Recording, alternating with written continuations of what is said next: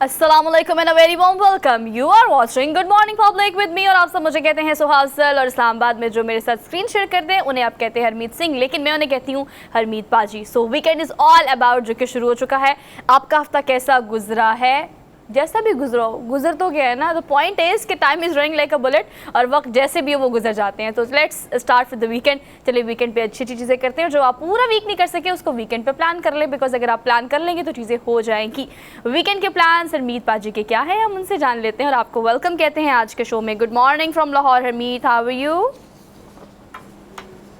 जी अस्सलाम वालेकुम, सत श्री अकाल, गुड मॉर्निंग। बिल्कुल आपने तो फरमाया कि अब तो शुरुआत की थी और आपने कहा था कि पूरा वीक गुजारना है। दोबारा फिर हम देख रहे हैं कि फ्राइडे आ गया, तो वक्त का जो पहिया है बड़ी तेज़ी से घूम रहा है। लेकिन आपने तो फरमाया कि कोई वीकेंड आता है, अगर टाइम मिलता है तो उसको एंजॉय कीजिएगा भरपूर तरीके से, और अपना वक्त जो है अपनों के साथ, और कहीं ना कहीं अगर आउट स्टेशन जाने का भी मौका मिलता है। वैसे अगर मैं कहूँ तो हमारे इर्द गिर्द आसपास के पहाड़ जो हैं बड़ी करीब हैं, और कहीं ना कहीं बड़ी खूबसूरत वादियाँ भी करीब हैं। तो ऐसा होता है कि कभी कभी प्लान तो बन जाता है दोस्तों के साथ, लेकिन बहरहाल वीकेंड थोड़ा सा इसलिए टफ है क्योंकि इलेक्शंस की तैयारियां हैं। फिर कहीं ना कहीं हम देख रहे हैं कि अब पंजाब और खैबर पख्तूनख्वा की जो मामलात है उसमें भी तेज़ी आ रही है। कहीं ना कहीं अब सारी चीज़ें जो हैं फोकस कहीं ना कहीं इलेक्शन कमीशन और दीगर चीज़ों पर होगा, तो शायद मुश्किल है। लेकिन बहरहाल जितने भी देखने वाले दोस्त हैं तो वीकेंड को अच्छी तरह एंजॉय करें। छुट्टी जो है ये 2 दिन की छुट्टी, किसी को 1 दिन की छुट्टी मिलती है तो रेस्ट करें। बहुत सारे दोस्त हमारे ऐसे दोस्त होते हैं कि वो कहते हैं कि भाई अब आराम ही आराम करना है, कहीं नहीं जाना है, रेस्ट ही रेस्ट करना है। और मेरे ख्याल में अच्छी बात भी होती है। रेगुलर एक हफ्ता मुसलसल आप जब चलते हैं और फिर अचानक जब छुट्टी आती तो कहीं ना कहीं रेस्ट ज़रूरी होता है। बहुत ज़रूरी होता है, ज़रूरी नहीं होता, बहुत ज़रूरी होता है वो। इसलिए बिकॉज आपको पता है कि चलती का नाम ज़िंदगी, और मुश्किल हो, परेशानी हो, खुशी हो, गम हो, तकलीफ़ हो, व्हाट्सएवर, टाइम तो गुजर ही जाता है। लेकिन वो एक स्टेटमेंट है जो मैंने अपने इंस्टाग्राम पे लगाई हुई है हैशटैग के तौर पर, लिव इन द मोमेंट। जो है बस अभी है, पता नहीं अभी अभी अभी जो इस वक्त करंटली चीज़ें चल रही हैं आपको उसका भी नहीं पता कि इतनी अनप्रेडिक्टेबल है, कब कौन सी चीज़ चेंज हो जाए। वो सियासत है, वो माशी सूरत हाल है हमारे मुल्क की, या आपकी अपनी पर्सनल लाइफ है, या आपकी प्रोफेशनल लाइफ है। आजकल तो आपको पता है अरमीत, प्रोफेशनल लाइफ में लोग इतने परेशान है कि उनको नहीं पता कि आज उनकी जॉब है और कल नहीं है। मतलब ये सूरत हाल भी इतनी ज़्यादा है। तो ज़िंदगी में जो तज़ब्ज़ुब पाया जा रहा है वो अनसर्टेनिटी रहेगी, और उसको आप कुछ नहीं कर सकते। जो आप कर सकते हैं वो है लिव इन द मोमेंट। मतलब मैंने और हरमीत पाजी ने अपना शो शुरू किया है। आज का शो बेहतरीन करेंगे और आपसे अच्छी अच्छी बातें करेंगे, अच्छा अच्छा रनडाउन शेयर करेंगे। और जी जनाब, यही ज़िंदगी है जो आप जी रहे हैं, जो आप देख रहे हैं, जो आप कर रहे हैं, दैट्स ऑल। अच्छा जी, चलिए प्रोग्राम का बाकायदा आगाज़ करते हैं। वक्त की हम बात कर रहे हैं, किस्मत की हम बात कर रहे हैं, खुशी की हम बात कर रहे हैं। तो लिव इन द मोमेंट वाला सीन जो है वो आपको पता है कि कोशिश आपको करनी चाहिए कि अपनी ज़िंदगी में इसको इंप्लीमेंट करें। लेकिन कुछ लोग ऐसे होते हैं जिन पर किस्मत जो है वो 1 दफ़ा नहीं, 2 दफ़ा नहीं, 3 दफ़ा नहीं, पता नहीं कितनी दफ़ा मेहरबान होती है। इसकी एग्जाम्पल हमारे पास एक और भी है। हाँ, उसकी मेहनत का असर भी है। आपको बताएंगे कि चीन के जो सदर हैं, वो जो सदर अभी मुंतखब हुए हैं वो 1 दफ़ा नहीं, वो 3री दफ़ा मुंतखब हुए हैं। नाम जो है उनका शी चिनपिंग। आपको पता है कि सदर चीन के जो है उनके पाकिस्तान से कितने अच्छे ताल्लुकात हैं। उनका पाकिस्तान का दौरा भी काफ़ी दफ़ा स्केड्यूल भी किया गया, वो पाकिस्तान तशरीफ़ भी लाए हैं। लेकिन उनकी डेडिकेशन और चीन को सुपर पावर्स बनाने के लिए जो तगदो, जो कोशिश पिछले चंद सालों में की है, कोविड के एरा में ख़ास तौर पर जो स्ट्रैटेजी उन्होंने लॉन्च की, जिसकी वजह से उन्होंने चीन को दुनिया के उन ममालिक में पहुँचा दिया जहाँ पर आज आपको दुनिया की हर किस्म की टेक्नोलॉजी, हर किस्म की तरक्की, हर किस्म का इंफ्रास्ट्रक्चर, हर चीज़ to the point, on point मिलेगी। तो ये शी चिनपिंग जो है पाकिस्तान के 3री दफ़ा के चीन के 3री दफ़ा के सदर जो है वो मुंतखब हो चुके हैं। तो हमारी तरफ से पूरे गुड मॉर्निंग पब्लिक की तरफ से पाकिस्तान के कैसे बन गए। लेकिन आपने दुरुस्त फरमाया कि चीन को तरक्की की राह पर गामजन करने के लिए भरपूर एक तो वहाँ पे हम देख रहे हैं कि एक पार्टी सिस्टम है, और कहीं ना कहीं दूसरी पार्टी का आना भी बड़ा मुश्किल है। और अगर हम ये कहें कि वहाँ पे बहुत सारी चीज़ें जो हैं उस पर भी पाबंदी, चाहे मीडिया के साथ साथ बहुत सारी ऐसी चीज़ें हैं जिन पर खासी पाबंदियाँ जो है वो आयद हैं। और कहीं ना कहीं इजहार राय के साथ साथ कई ऐसी चीज़ें हैं जहाँ पे कतगने हैं। लेकिन उसके साथ साथ ये भी देखा जाए तो इस वक्त इकॉनमी की सूरत में दुनिया पर हुक्मरानी कोई कर रहा है तो मेरे ख्याल में चीन कर रहा है। और अगर हम यूरोपियन कंट्री की बात करें, दीगर ममालिक की बात करें, जहाँ जहाँ हम देख रहे हैं तो हर मंडी तक रसाई जो है बड़ी आसान उन्होंने बनाई। और अगर हम अब देखें गवादर को, ये एक ऐसा प्रोजेक्ट है जो कहीं ना कहीं पाकिस्तान समेत चाइना को तो बहुत बड़ा फ़ायदा होगा, और उसी फ़ायदे में कहीं ना कहीं वो फ़ायदा हमें भी मिलेगा।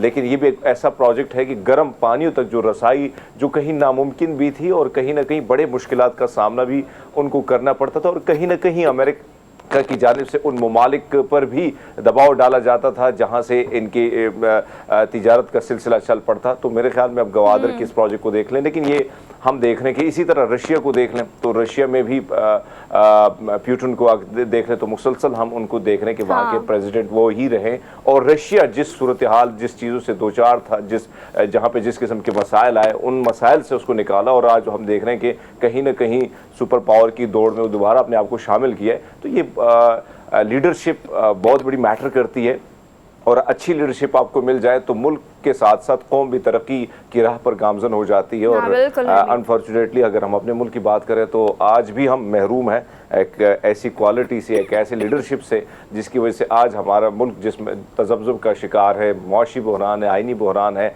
हर तरफ आपको बहरानी बहरान नज़र आएगा। और कहीं ना कहीं एक गैर यकीनी सूरत हाल से चाहे आप मार्केट में जाएँ, जिधर जाएँ, ऑफिस आएँ, तो आपको सारी सूरत हाल जो है किसी न किसी तरीके से गैर यकीनी दिखाई देगी।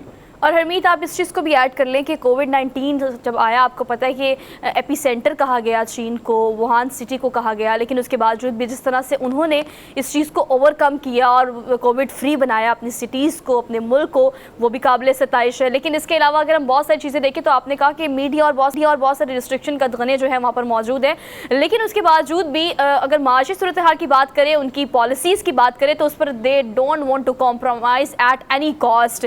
किसी भी ताल्लुक की वजह से या किसी भी मुल्क की सूरत हाल की वजह से वो अपनी चीज़ें और पॉलिसीज़ जो उन्होंने बनाई है, इसकी वजह से आज चीन सुपर पावर्स में कंसीडर किया जाता है, उसके पीछे इनकी बहुत डेडिकेशन है, अपने सख्त रवैये हैं, ये अपनी सख्त पॉलिसीज़ हैं जिसको वो कभी भी कॉम्प्रोमाइज़ नहीं करते। खैर आप बिल्कुल ठीक कह रहे हैं, लीडर वही होता है जिसको आवाम मुंतखब करती है, और तीसरी दफ़ा सदर बनने में एक चीज़ तो ये आया होती है कि भाई ये बहुत अच्छी स्ट्रैटेजीज़ लेकर आते हैं या मुल्क को बहुत अच्छे से चलाते हैं, लेकिन अवामी मैंडेट जो है उसको भी काउंट करना बहुत ज़्यादा ज़रूरी है। तो एट द सेम प्लेस अवाम जो है वो ये अवाम का ही, मतलब ऑब्वियसली अवाम का ही ये होता है फैसला कि उन्हें किसको मुंतखब करना है या वो किसको समझते हैं कि हमारे मुल्क को मज़ीद तरक्की की राह पर गामजन कर सकता है। तो हमारी अवाम को भी समझना चाहिए कि सियासत से या फिर इस बहस से कि कौन अच्छा है कौन नहीं, निकल के जो हमारे मुल्क की प्रॉस्पेरिटी के लिए काम करे उसको वोट कास्ट करना आपकी जिम्मेदारी है, आपकी वो जिम्मेदारी जिसको आपको पूरा करना है। इलेक्शंस हो रहे हैं तो मैं इस बात को सिर्फ इसलिए हरमीत कोट कर रही हूँ कि इस इलेक्शन में आपने बहुत सोच समझ कर वोट कास्ट करना है, कि आखिर सिर्फ इसलिए नहीं कि सियासी है आपने और आपको सियासी तौर पर इस चीज़ का पाबंद किया गया है कि आप चूंकि इस पार्टी का हिस्सा है या आपके घर में से कोई इस पार्टी का हिस्सा है तो you have to vote that. आप एक इंडिविजुअल पाकिस्तानी है और ये आपका बेसिक राइट है कि आपने किसको वोट करना है, और इस बेस पे करना है कि भी आप ये बंदा या ये बंदी या ये पॉलिटिशियन या ये लीडर जो है वो पाकिस्तान की बेहतरी के लिए काम कर सकता है। तो ये अवामी फैसला ही होता है। खैर हम आगे बढ़ते हैं प्रोग्राम में। इलेक्शंस की चूँकि हमने बात की है तो चलते हैं अपनी टॉप स्टोरीज़ की तरफ। पॉलिटिकल हैपनिंग में आपको पता है कि सबसे पहली हैपनिंग यही है कि चूँकि इलेक्शन कमीशन की जानिब से जो है वो बाकायदा तारीख का ऐलान कर दिया गया है और कैंपेन्स जो है वो भी शुरू करने की कोशिश PTI ने की, और उस कोशिश की वजह से आपने देखा कि लाहौर में क्या सूरत हाल रही है। अलबत्ता आपको पता है कि एक दो दफ़ा 144 जो है जिसका नफाज जो है निगरान हुकूमत की जानिब से किया गया वो अब हटा दिया गया है, और उनकी जानिब से ये कहा जा रहा है कि येस अगर अब दोबारा से कैंपेन की जाएगी तो हम वो सूरत हाल नहीं करेंगे। लेकिन उनका क्रैकडाउन, उनकी शेलिंग, उनका लाठीचार्ज, उनका वो वाटर कैन से जो उन्होंने वहाँ पर सूरत हाल बर्पा की, जिसके बाद अली बिलाल की अगर हम बात करें, जिले शाह की हम बात करें, उसके वालिदैन की हम बात करें, कल सारा दिन मीडिया पर यह खबर चलती रही। इमरान खान साहब ने खुद आके जब खिताब किया और उसका जिक्र किया तो यकीन करें मैं उस सिचुएशन को इमेजिन कर रही थी कि आखिर उस बच्चे का कसूर क्या था, माँ सिवाय इसके कि वो एक डाई हार्ट सपोर्टर था PTI का, और निगरान हुकूमत जो कि गैर जानिबदाराना तौर पर देख लें बेशर्मी की इंतहा ये रही है कि वहाँ के जो निगरान वजीर इत्तलात हैं आमिर मीर साहब, वो जिस ढिठाई से झूठ बोलते हैं और मुख्तलिफ चैनल पर झूठ बोलते नज़र आते हैं, हमें हैरानी होती है कि ये सहाफ़ी एक सहाफ़त उन्होंने करियर जो है सहाफ़ी के तौर पर शुरू किया, लेकिन अनफॉर्चुनेटली आजकल सहाफ़ी भी किसी पार्टी के तर्जुमान बने होते हैं। तो हमने देखा कि जिस तरह वो सपोर्ट कर रहा है और कहीं ना कहीं उसको एक्सीडेंट करार दे रहा है, और बेशर्मी की इंतहा यहाँ ये होती है कि एक लीडर, पार्टी का जो लीडर है वो कहता है कि ये इमोशनली ड्रामा क्रिएट किया गया पीटीआई ने। ये मरियम नवाज साहिब की स्टेटमेंट है और आप ये अंदाज़ा लगा लें। और कहीं ना कहीं मैं देख रहा हूँ कि सोशल मीडिया पे नून लीग और पीपल्स पार्टी के वर्कर जो हैं इस चीज़ को जिस तरह डिफेंड कर रहे हैं, बड़ा अफसोस होता है। एक शख्स की जान गई है, किसी का भाई था वो, किसी का बेटा था वो। मुझे पता है कि किस कर्ब से, किस तकलीफ से बंदा गुजरता है। वो हर उस वक्त नहीं, एक दफ़ा नहीं, हर रोज़ मरता है। मैंने खुद अपने भाई को इसी तरह गंवाया है, उसको भी इस तरह टॉर्चर करके शहीद किया गया। आज तक हमें इंसाफ नहीं मिला। लेकिन आज जब मैं इस नौजवान को देखता हूँ, एक मासूम सा नौजवान है, और फिर उसको जिस तरीके से 26 वारें की गई हैं, आप देखें पहली ज़रब उसके दिमाग पर, खोपड़ी पर लगाई गई है तो दिमाग पर चोटें आई, फिर नाजुक आज़ा पर उसको जो है कई दफ़ा मारा गया है, फिर उसके शोल्डर जख्मी हैं, उसके पाँव पर चोटें लगाई गई, ज़रबे लगाई गई। 26 दफ़ा आप किसी को इतना टॉर्चर करें और उन अज़ा पर करें जो इंतहाई नाजुक होती हैं, और वहाँ से ज़ाहिर बात है आपका खून जम जाना। फिर आप ये देखें कि वो जो पोस्टमार्टम रिपोर्ट आई है, और यहाँ पे मौसूफ जो वज़ीर इत्तलात हैं वहाँ के आमिर मीर साहब, वो ढिठाई से ये झूठ बोलते आ रहे हैं कि ये इस रिपोर्ट में भी कोई सच्चाई नहीं है। आपकी स्टेटमेंट को सेकंड करती हूं। किस कदर हम आमिर मीर साहब जो है ना, सख्तजान हो चुके हैं किसी न किसी पार्टी की जो है तर्जुमानी करने के लिए और किसी न किसी वजारत को हासिल करने के लिए। वेरी रिसेंट इंटरव्यू मैंने आमिर मीर साहब का देखा, जो कि निगरान हुकूमत में वज़ीर इत्तलात के फ़राइज़ पर अभी बराजमान है।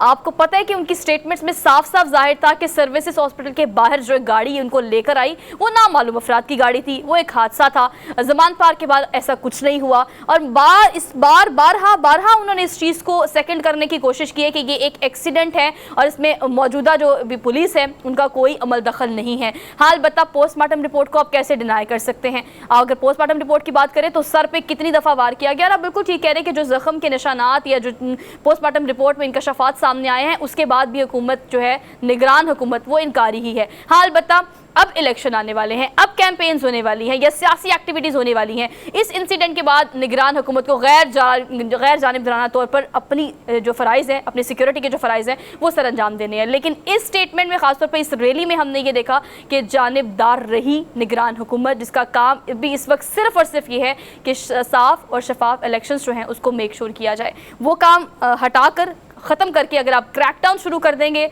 और ये गुंडागर्दी शुरू कर देंगे तो फिर आपकी जो आपकी पर्सनालिटीज़ हैं वो ऑब्वियसली अया हो जाएगी। हालांकि हम इस हुकूमत को कह रहे हैं कि टेक्नोक्रेट्स की हुकूमत है। आपको पता है हरमीत, इसमें हर किस्म के लोग, एजुकेशनिस्ट भी हैं, सहाफ़ी भी हैं, और आपको ना हर तरह के लोग यहाँ पर मौजूद हैं। तो हम इनसे ये एक्सपेक्ट करते हैं कि टिपिकल सियासतदानों से निकल कर अगर निगरान हुकूमत के तौर पर आपको वजारतें मिली हैं या आप लोग काम कर रहे हो, तो इस तरह से काम करो कि जो टिपिकल तरीका है सियासत करने का वो खत्म हो जाए। फरमाया कि एक निगरान हुकूमत सेटअप जितना भी आता है ये गैर जानिबदार होता है, जानिबदार नहीं होता। अब यहाँ पे स्टेटमेंट को देखने से पहले उन्होंने कहा कि इससे 2 दिन पहले कि पीएसएल के लिए कि फाइनल तक हम दफा 144 नाफिज करेंगे, और फिर जब मामला हाई कोर्ट गया तो फिर उन्होंने उससे पहले फैसला आने से पहले जो है वो दफा 144 हटा दिया। और फिर मौसूफ कहते हैं कि भाई अगर ये हादसा होना था तो तहरीक इंसाफ पहले हाई कोर्ट से राब्ता करती, सुबह सुबह करती। आपको शर्म नहीं आती कि आप जब दफा 144 लगा रहे थे तो ना लगाते, ये सिचुएशन ही क्रिएट नहीं होती। आपने वहां पे जो आपने देखा कि सिविल कपड़ों में डंडा वो बरादरी जो पूरी पहुंची थी और जिन्होंने डंडे उठाए, लोगों की गाड़ियां, खवातीन जो गाड़ियों में बैठी थी उन पर डंडे बरसाए, तो आप अंदाजा लगा ले। सारी चीजें आजकल सोशल मीडिया पे, चलो मीडिया पे तो हम कई चीजों पे पाबंदी आयद हो जाती है, लेकिन सोशल मीडिया पे तो सारी वीडियो जो है वो मंजर पर आ जाती है। बहुत सारी चीजें क्लियर हो जाएंगी, जो है वो आप फिर छुपा नहीं सकते। आप बिल्कुल ठीक कह रहे हैं, बहुत सारी चीजें क्लियर हो जाएंगी, छुपता कुछ नहीं है। हाल बता कैंपेन्स जो है उसका बाकायदा आगाज किया जाएगा। खैर इसको हम डिटेल में डिस्कस करेंगे आज की टॉप स्टोरीज में कि इलेक्शन की तारीख के बाद इलेक्शन की एक्टिविटीज जो है वो कब से शुरू की जाएगी, निगरान हुकूमत जो है वो इस दफा क्या किरदार अदा करेगी। इसके अलावा आपको पता है शाह महमूद कुरैशी भी इलेक्शन कमिश्नर के, अगर इलेक्शन कमीशन की बात की जाए तो उनके चीफ से उन्होंने मुलाकात की है और इत्मीनान का इजहार भी किया है। इसके अलावा एक कल की पॉलिटिकल हैपनिंग ये भी है कि वज़ीर ख़ज़ाना इसहाक़ डार साहब ये कहते हैं, जो बार बार कहते हैं, पहले भी कई दफ़ा कहा है कि मुल्क डिफ़ॉल्ट नहीं करेगा। हाल बता एक बात उन्होंने अच्छी की जिस पर इनिशिएट करने की उन्होंने कोशिश की है कि मिसाक़ मैशत के लिए तमाम सियासी जमातों को मिलकर बैठना चाहिए।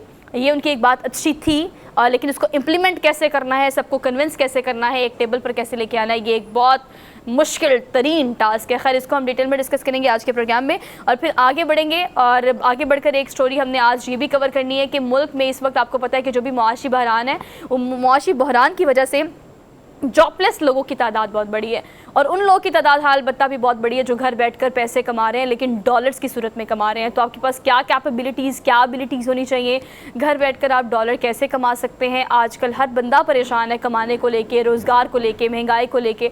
तो आपको कुछ ऐसी हल्की फुल्की अच्छी टिप्स देनी है जिससे आप इनिशिएट कर सकते हैं कुछ भी वाइल स्टे एट होम। तो ये एक सेगमेंट होगा बड़ा इंटरेस्टिंग सा, डोंट मिस इट आउट। इसके अलावा फैसलाबाद से आपको पता है कि इंटरनेशनल गर्ल्स हैंडबॉल चैम्पियनशिप का बाकायदा आगाज़ हुआ, और ये हैपनिंग जो है आपको पता है ताजिकिस्तान, उज़्बेकिस्तान और पाकिस्तान ने पार्टिसिपेट किया, और ये पोजीशंस किसने कौन सी हासिल की है इस चैम्पियनशिप के हवाले से एक सेगमेंट है डिटेल में, और स्पोर्ट्स से है, तो इसको भी हम आज के प्रोग्राम का हिस्सा बनाएंगे और आपके साथ डिस्कस करेंगे।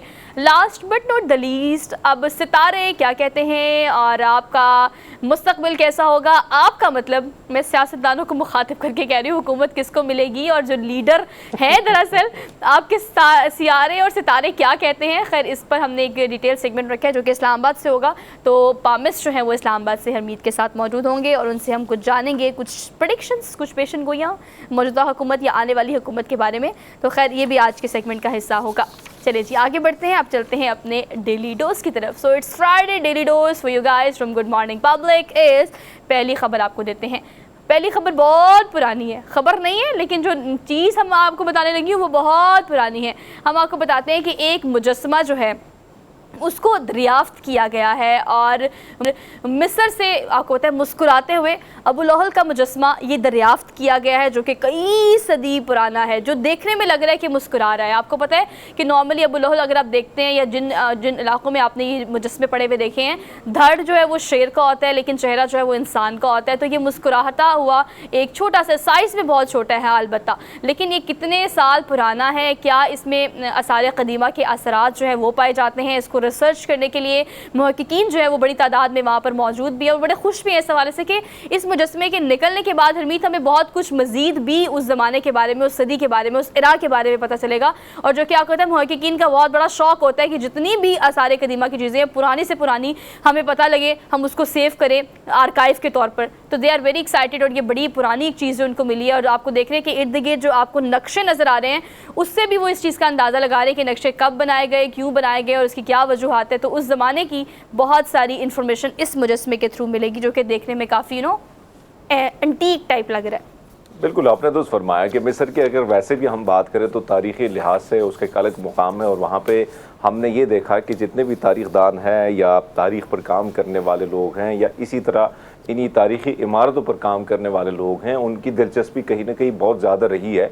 और फिर इस किस्म का मुजस्समा सामने आ जाना, मुझे याद है बहुत सारे, आपकी भी नज़र पड़ी होगी मुख्तलिफ ऐसे इलाकों में जब हम जाते हैं तो कुछ न कुछ दरख्त की जो तशबीह होती है या वो जो तस्वीर दिखाई देती है जो बनी होती है, वह दरख्त में कुछ ऐसे नक्शे जो है वो बने होते हैं, तो वो भी कहीं ना कहीं मुस्कुराहटें बखेरने के लिए या कहीं ना कहीं आपके चेहरे पर हंसी जो है आ जाती है। और स्माइल वैसे भी अगर बात की जाए इस किस्म की चीज़ें अगर स्माइल फैला आपके चेहरे पर ले आती है तो और इससे और बड़ी बात क्या हो सकती है। लेकिन मुजस्समे को देखें तो एक तो तारीखी है, फिर कहीं ना कहीं आप ये देखें कि वो मुस्कुरा रहा है। हाँ। तो आप अंदाज़ा लगा लें कि ये तारीख़ मिस्र की कितनी पुरानी है और इस पर काम अब भी कितना ज़रूरी है, और कहीं ना कहीं जो चीज़ें मिल रही हैं तो उससे नई नई चीज़ें जो हैं भी दरियाफ़्त करने की कोशिश की जा रही है।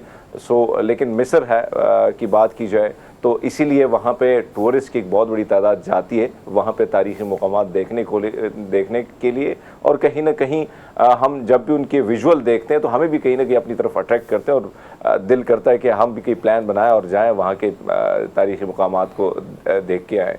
और आप बिल्कुल ठीक कह रहे हैं, इसीलिए जो है ना जो वहाँ पर मौजूद मुहक्किकीन है उन्होंने फ़ौरी तौर पर इसको सेव कर लिया है। अब इसको डाटा में शामिल करके जो चीज़ें पहचान में आ रही हैं वो तो आ रही है, जो नहीं आ रही है उस पर मज़ीद रिसर्च करके जो है उसको आर्काइव का हिस्सा बनाएंगे। So they are very excited and blessed to have this such things around. खैर आगे बढ़ते हैं, अगली खबर आपको देते हैं। अगली खबर जो है वो एक इंस्पिरेशनल स्टोरी भी है। आज अपने आप को मिरर में देखें और इस चीज़ का अंदाज़ा लगाएं कि अल्लाह पाक ने आपको एक मुकम्मल इंसान बनाया है। अगर आपके पास जॉब नहीं है, अगर आपके पास कोई खुशी नहीं है, आप परेशान हैं, सिर्फ एक दफ़ा अपने आप को आईने में देखें और ये देखकर आप इस चीज़ का एहसास करें कि आपके दोनों हाथ हैं, ओके, आपके पाँव हैं, ठीक है, अल्लाह ने आपको आंखें दी हैं, सुनने के लिए कान दिए हैं, देखने के लिए आंखें दी हैं, आप एक मुकम्मल इंसान हैं। तो आज अल्लाह का शुक्र अदा करें कि अगर आप मुकम्मल हैं तो आप दुनिया में कुछ भी कर सकते हैं। क्योंकि मैं जो आपको कहानी अली गौहर की सुनाने लगी हूँ, जो ये एक डेली डोज का हिस्सा है, पाँव से तस्वीर बनाने वाला ये कोयटा का एक मुसव्विर है, एक आर्टिस्ट है जिसका दिल भी बहुत प्यारा है। जिसका अभी आर्ट भी बहुत जो हम आपको दिखा रहे हैं ऑन स्क्रीन, ये भी बहुत खूबसूरत है। बेसिकली अली गौहर जो है वो शुरू से ऐसा नहीं था। सबसे ज़्यादा तकलीफ दे बात हरमीत ये होती है कि आपको पता है हमेशा कहा जाता है कि किसी भी चीज़ की कमी का एहसास दो सूरतों में होता है। एक वो चीज़ जो आपके पास हो और आपसे दूर हो जाए या आपके पास से चली जाए तो आपको उसकी कमी का एहसास होता है। सेकेंडली आपको तब होता है जब आपके पास एक चीज़ नहीं होती है और वो आपकी ज़िंदगी में आ जाती है या उसका इजाफा हो जाता है तो आपको लगता है हाँ इसकी तो मेरी ज़िंदगी में कमी थी, तब आपको रियलाइज़ होता है इन दो पॉइंट्स पर। अली गौहर पहली कमी में से हैं, मतलब उनके पास हाथ मुकम्मल थे, वो एक मुकम्मल इंसान थे, लेकिन पतंग उड़ाते हुए जो है वो ये हादसा उनके साथ पेश आया कि उनको करंट लगा और करंट लगने के बाद उनको कराची लेके जाया गया और करंट की ज़ख्म जो है वो इतने शदीद थे कि बहुत सारी वजूहात की बिना पर उनके हाथ जो है वो काटने पड़े। और हाथ काटने के बाद भी अली गौहर ने हिम्मत नहीं हारी। वो कहते हैं कि बचपन में मेरी ड्राइंग बहुत कमज़ोर थी और जो मेरी कमज़ोरी थी मैंने उसी को अपनी ताकत बनाया और ताकत भी पैरों से बनाया। अब ये जो खूबसूरत तरीन आप आर्ट देख रहे हैं ये अली गौहर ने पाँव से बनाया है और वो आपके लिए ये बहुत इंस्पिरेशनल स्टोरी होगी, लेकिन मेरे लिए ये स्टोरी इस तरह की है कि आप आज अल्लाह का शुक्र अदा करें कि अल्लाह पाक ने अगर आपको बहुत सारे हादसात से बचाया, एक मुकम्मल इंसान बनाया, तो you can do anything in your life whatever you want to do. बिल्कुल आपने दुरुस्त फरमाया। एक चीज़ जब होती है तो उसका एहसास नहीं होता, जब आप खो देते हैं तब आपको समझ आती है किसकी क्या कदर थी, क्या कीमत थी। आप अंदाज़ा लगा लें कि हमारे बहुत सारे दोस्त जो हेयर ट्रांसप्लांट की तरफ जाते हैं, यानी एक बाल की कीमत जो हमें उसकी कदर नहीं होती है वो कम से कम 250 रुपये का पड़ जाता है। तो ऐसे में आप अंदाज़ा लगा लें कि आप हाथ पाँव फिर कहीं ना कहीं सारी चीज़ों के साथ अगर आप परफेक्ट हैं, कंप्लीट हैं, तो फिर आप गिला शिकवा किस बात का। भाई मायूसी होना गुनाह है और आप आगे बढ़े, आगे चलते जाएं। लेकिन आप इस अंदाज़ा लगा लें कि इन्होंने मायूसी के उस अंधेरों में ये नहीं गए और कहीं ना कहीं वो एहसास अपने दिल में दफन नहीं किया, बल्कि इन्होंने सीखा है और आगे बढ़ने की कोशिश की। और कहीं ना कहीं आप अंदाज़ा ये लगा लें कि जिस किस्म की तस्वीर, जिस किस्म से वो पेंट कर रहे हैं, सारी चीज़ों को बना रहे हैं, इंतहाई मुश्किल काम है। और कहीं ना कहीं वो चीज़ें जो हमारे सामने आ रही हैं बड़ी खूबसूरत तरीके से उन्होंने ये सारी बनाई और वो भी पाँव से और पाँव के अंगूठों से। और कितना मुश्किल काम होता है। मैंने एक स्टोरी देखी थी जो मर्दान से थी और उसमें वो लड़की जो थी बड़ी खूबसूरत वो बच्ची थी, लेकिन वो भी इसी तरह करंट लगने से महरूम हो चुकी थी। तो मैंने उसको देखा कि उन्होंने पोजीशन ली थी मैट्रिक में। तो आप अंदाज़ा लगा लें कि बहुत सारी चीज़ें आपको कहीं ना कहीं लगता है कि कमियां हैं, लेकिन उस कमियों पर काबू पाने के लिए आपको हिम्मत जुटानी पड़ती है और कहीं ना कहीं वो हिम्मत ही आपका साथ देती है और जाके आप वो कारनामा सरंजाम देते हैं जो आपके आसपास जो अपने आप को परफेक्ट कहीं ना कहीं समझते हैं और कहीं ना कहीं होते भी हैं, वो भी नहीं सरंजाम पाते। तो हेड्स ऑफ ऐसे लोगों के लिए। अली गौहर के लिए बहुत सारी अप्रिसिएशन। और सिर्फ यही नहीं हरमीत के वो पाँव से ये आर्ट करते हैं, बल्कि टेक्नोलॉजी में भी वो सबसे आगे हैं। एक ग्राफिक डिज़ाइनर भी हैं। आईपैड्स पर बहुत सारी ग्राफिक डिज़ाइनर्स के आर्ट्स जो हैं वो बनाते हैं और इससे वो कमा भी सकते हैं, जो कि वो प्लान भी कर रहे हैं। तो खैर आप इस दिन का आगाज़ इस सोच के साथ करें कि अगर आप मुकम्मल इंसान हैं, तो अगर आप परेशान हैं दिमागी तौर पर या किसी भी चीज़ को लेके, तो आप कुछ भी कर सकते हैं, क्योंकि अल्लाह पाक ने इंसान को अशरफुल मखलूक़ात बनाया है, अक़ल दी है, शऊर दी है, तो we can do anything in our life जो हम भी करना चाहते हैं। खैर आगे बढ़ते हैं, अगली खबर आपको देते हैं। अगली खबर जो है वो इतनी ही इंटरेस्टिंग है जितना हमारा डेली डोज की पहली दो खबरें थी, क्योंकि हमने आपको बतानी है कि आपको पता है लाइफस्टाइल इस वक्त रोनाल्डो का जो चल रहा है उसकी कोई ना कोई खबर तो सोशल मीडिया पे आती रहती है और हम देखकर कहते हैं ओ माय गॉड ऐसी लाइफ होनी चाहिए या ऐसी ज़िंदगी होनी चाहिए। लेकिन खैर उसके पीछे एक सक्सेस स्टोरी है, एक स्ट्रगल है। ये दो बेटियां रोनाल्डो की, जो कि आप स्क्रीन पर देख रही हैं, स्टार फुटबॉलर है, चूँकि आपको पता है कि आजकल वो वहाँ पर मौजूद हैं और अरबी ज़ुबान जो है उनकी बेटियाँ सीख रही हैं। चूँकि मैनचेस्टर का जो क्लब है उसको छोड़कर अब उन्होंने ज्वाइन कर लिया है, मुत्तहिदा अरब अमारात में वो मौजूद हैं और वहाँ पर चूँकि आपको पता है अरबी ज़ुबान बोली जाती है। तो ये उनकी बीवी की जानिब से वीडियो सोशल मीडिया पर स्टोरीज़ के तौर पर शेयर की गई, जिसमें एक वीडियो में दोनों बच्चियां जो है वो गूगल के थ्रू ट्रांसलेट करके अरबी ज़ुबान सीख भी रही हैं और अरबी ज़ुबान में बात भी कर रही हैं। यानी एक नज़म सुना रही हैं और उसके बाद अरबी ज़ुबान में डेज़ के नाम, मतलब Monday to Friday, Monday to Sunday जो डेज़ होते हैं उनके नाम अरबी में पहले उन्होंने याद किए और उसके बाद फिर वो उसको रिकॉर्ड करके सोशल मीडिया पर डाल के लोगों को दिखा रही है कि जहाँ पर रहते हैं वहाँ की ज़ुबान भी सीखनी पड़ती है और वहाँ पर रहकर आपको वहाँ के रंग ढल में ढलना पड़ता है। बिल्कुल बिल्कुल। बहुत वैसे मैंने कल से देख रहा हूँ सोशल मीडिया पे वीडियो वायरल भी है और कहीं ना कहीं आप देखें बच्चे वैसे माशाल्लाह बड़े प्यारे होते हैं। हाँ। इन बच्चों को आप देखें तो बड़ी क्यूट सी हैं और फिर अरबी वाकई में ज़ुबानें दूसरी अगर आप जब सीखते हैं तो मुश्किलात बड़ी होती हैं, बड़ी मुश्किलात आपको, और फिर कहीं ना कहीं ऐसे अल्फाज कहीं ना कहीं उनकी मीनिंग जो होते हैं वो हमारी ज़ुबान में अलग, उनकी ज़ुबान में अलग, लेकिन जब आप सीखते हैं तो उसका एक अलग मज़ा होता है। और आप ये देखें कि अरबी जो है वाकई में एक मुश्किल ज़ुबान है, जिस तरह पश्तो एक मुश्किल ज़ुबान, इस तरह अरबी भी है, लेकिन उसको सीखने आप फिर उसमें दिलचस्पी लेना। और आपने बड़ी अच्छी बात की कि जहाँ आप रहते हैं वहाँ के रीत रिवाज में अगर आप रंग जाएं तो बड़ी आसानी होती है लोगों के साथ मेल मिलाप की और कहीं ना कहीं उनको समझने की, और उनकी भाषा को जब आप समझ जाते तो आप समझ जाएं कि उनका कल्चर क्या है, वो क्या कहना, क्या पैगाम आगे देना चाह रहे हैं। तो मेरे ख्याल में एक अच्छा है कि शुरुआत इन बच्चों ने की है और वो ज़ुबान सीखने के लिए वो जिस तरह दिलचस्पी जाहिर कर रही हैं, और ख़ासकर वीडियो की बात की जाए तो वीडियो में बड़े माशाल्लाह बड़े दोनों क्यूट लग रही हैं। सो अच्छी बात है, जहाँ पे आप रहें उसी ढंग में रहें। हाँ, और बेटियां तो वैसी बड़ी प्यारी लगती हैं हरमीत, आपको पता है, उनको देख के वैसी बहुत मोहब्बत और प्यार आता है। लेकिन आपको पता है कि अगर क्रिस्टियानो रोनाल्डो की बात करें तो इंग्लिश क्लब जो मैनचेस्टर का है उसको यूनाइटेड को छोड़कर अब वो चूँकि सऊदी अरब का जो फुटबॉल क्लब है अल नसर वहाँ पर मौजूद है और सऊदी अरब में ही रिहाइश पजीर है इस वक्त। तो वहाँ पर हम ऑन एंड ऑफ बहुत सारी इस तरह की खबरें देखते हैं कि उनको कितना शहाना शान जो प्रोटोकॉल वो डिज़र्व करते हैं वो उनको मिलता है, और रिहाइश के अतबार से, वहाँ रहने के अतबार से, घूमने फिरने के अतबार से जो इज़्ज़त और जो शोहरत और जो कामयाबी उनको मिली है वो नज़र आती है। हाल बताइए ये बच्चियाँ जो इनकी वीडियो बहुत वायरल हुई है, मिलियंस में लोगों ने देखी है, तो हमने सोचा कि क्यूट सी वीडियो आपको भी दिखा देते हैं, इसलिए it's a part of good morning public daily dose. आगे बढ़ते हैं, अगली खबर आपको देते हैं। अगली खबर जो है बेसिकली वो इतनी पुरानी पहली खबर थी। मतलब आज हमारी टीम ने ना पुरानी खबरें ढूंढ कर लेकर आए हैं वो, और 3000 साल पुरानी ये खबर है क्योंकि कदीम खोपड़ी पर ये कुछ सर्जरी, दिमाग की सर्जरी जो है उसके निशानात मौजूद हैं। अब आपको ये हम एक्सरे दिखा रहे हैं, मतलब इंटरनल जो भी सिचुएशन है आपको वो दिखा रहे हैं। अब ये जो 3000 साल कदीम ये ढांचा मिला है, ढांचे में खोपड़ी को जब उन्होंने उसका पूरी रिसर्च की और उसका पूरा उन्होंने डायग्नोस करने की कोशिश की तो पता लगा कि उतने ही साल पहले दिमाग की सर्जरी की गई थी, जो कि अब ज़ख़म किस वजह से लगे या वो कोई बीमारी में, 2 भाई हैं जिनकी ये खोपड़ियाँ मिली हैं, जिनके ये ढांचे मिले हैं, और उन पर उन्होंने काफ़ी ज़्यादा रिसर्च की है। अलबत्ता ये नहीं पता चल सका कि अब सर्जरी की वजह क्या थी। हाँ, ये ज़रूर उन्होंने फॉरेंसिक करके और तमाम तर तहकीक करके पता लगाया कि ये दोनों भाई काफ़ी ज़्यादा बीमार थे और शदीद अरसे तक बीमार रहे, जिसके बाद ही ये दिमाग की सर्जरी की गई। और उस वक्त ये सर्जरी कैसे की गई इसको भी वो डायग्नोस करने की कोशिश कर रहे हैं। लेकिन हरमीत एक चीज़ जो वो सामने ले आए हैं, सारी रिसर्च और सारी चीज़ें जो उनको मिली हैं, वो ये कि अगर इन्हें सर्जरी हुई है तो उसके बाद वो ज़्यादा देर बंदा ज़िंदा नहीं रह सका, जिसकी ये पूरा स्केलेटन मिला है, और ज़्यादा हफ्ता 10 दिन और उसके बाद उसका इंतकाल हो गया। ऑब्वियसली उस वक्त इस तरह की टेक्नोलॉजी नहीं थी, नहीं बचा होगा बेचारा। बाकी मैं आप जितनी भी तारीखी किताबें आप पढ़ें, और कहीं ना कहीं बहुत सारी किताबें मेरी नज़र से जो गुजरी और जो मैंने पढ़ी हैं, तो उसमें सर्जरी करने के बड़े अजीब अजीब तरीके होते थे, और उसको देख के तो ऐसे लगता है कि आपकी जान पहले से ही चली जाती। इवन मैं देख रहा था कि दांत निकालने का जो तरीका होता था वो इंतहाई मुश्किल प्रोसीजर होता था।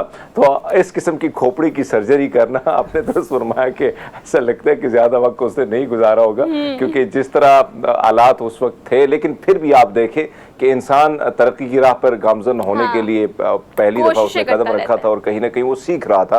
तो शुरुआत इस खोपड़ी से हुई होगी सर्जरी की, और फिर कहीं ना कहीं, लेकिन बहरहाल अच्छी खबर है और पुरानी खबर है, और कहीं ना कहीं हमें बताती है, मैसेज देती है कि भैया पुराने लोग जो थे वो भी पीछे नहीं थे, वो भी काम करते थे, और कहीं ना कहीं बचाने के लिए, इंसानी ज़िंदगी बचाने के लिए नए जो तगोदू थे वो उस पर भी वो गामजन थे। अच्छा, आपको पता है हरमीत, लोग खबर एंजॉय करें ना करें, आपके एक्सप्लेन करने के तरीके को ज़रूर एंजॉय करते हैं कि आपको हंसी इस बात पे आ रही कि ये उस वक्त इलाज करने का तरीका क्या था, दांत निकालना होगा तो क्या वो सीन होगा। अगर उस तरह से अब हमें दांत निकलवाना पड़े तो शायद हम कई को उपाय हम दर्द बर्दाश्त कर लेंगे, हमने दांत नहीं निकलवाना। और अगर सर्जरी की आप बात करें और दिमाग की सर्जरी की, तो इमेजिन कि वो किस तरह से दिमाग की सर्जरी उस वक्त हुई होगी।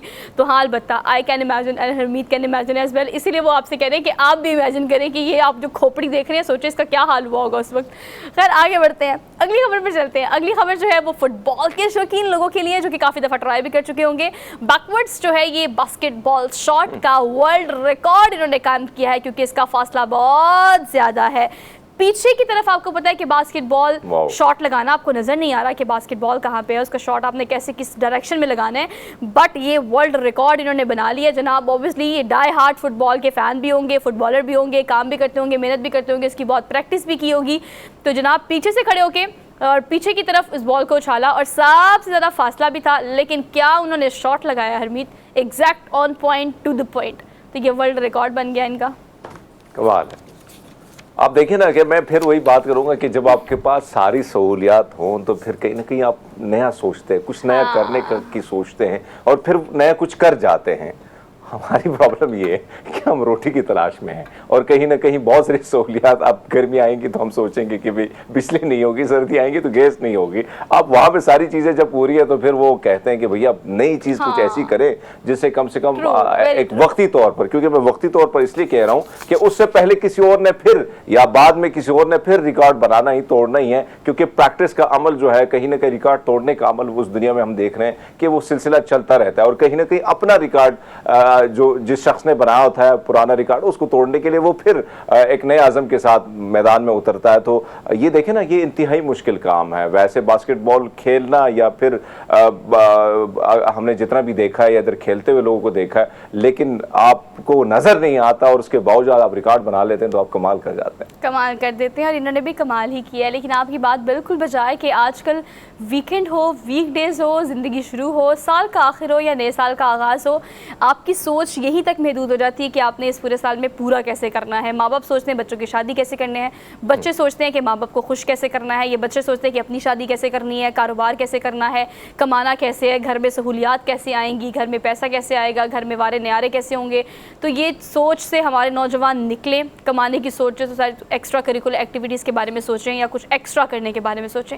हाल बता मसाइल बहुत ज़्यादा हैं, इसी वजह से लोगों का दिमाग इतना खुल नहीं पाता या कुछ और आउट ऑफ द बॉक्स हम सोच नहीं पाते, जो कि एक परेशान कुन बात भी है। खैर, हमने एक ब्रेक लेनी है, ब्रेक के बाद वापस आते हैं, प्रोग्राम करेंगे। You just keep watching. Good morning public.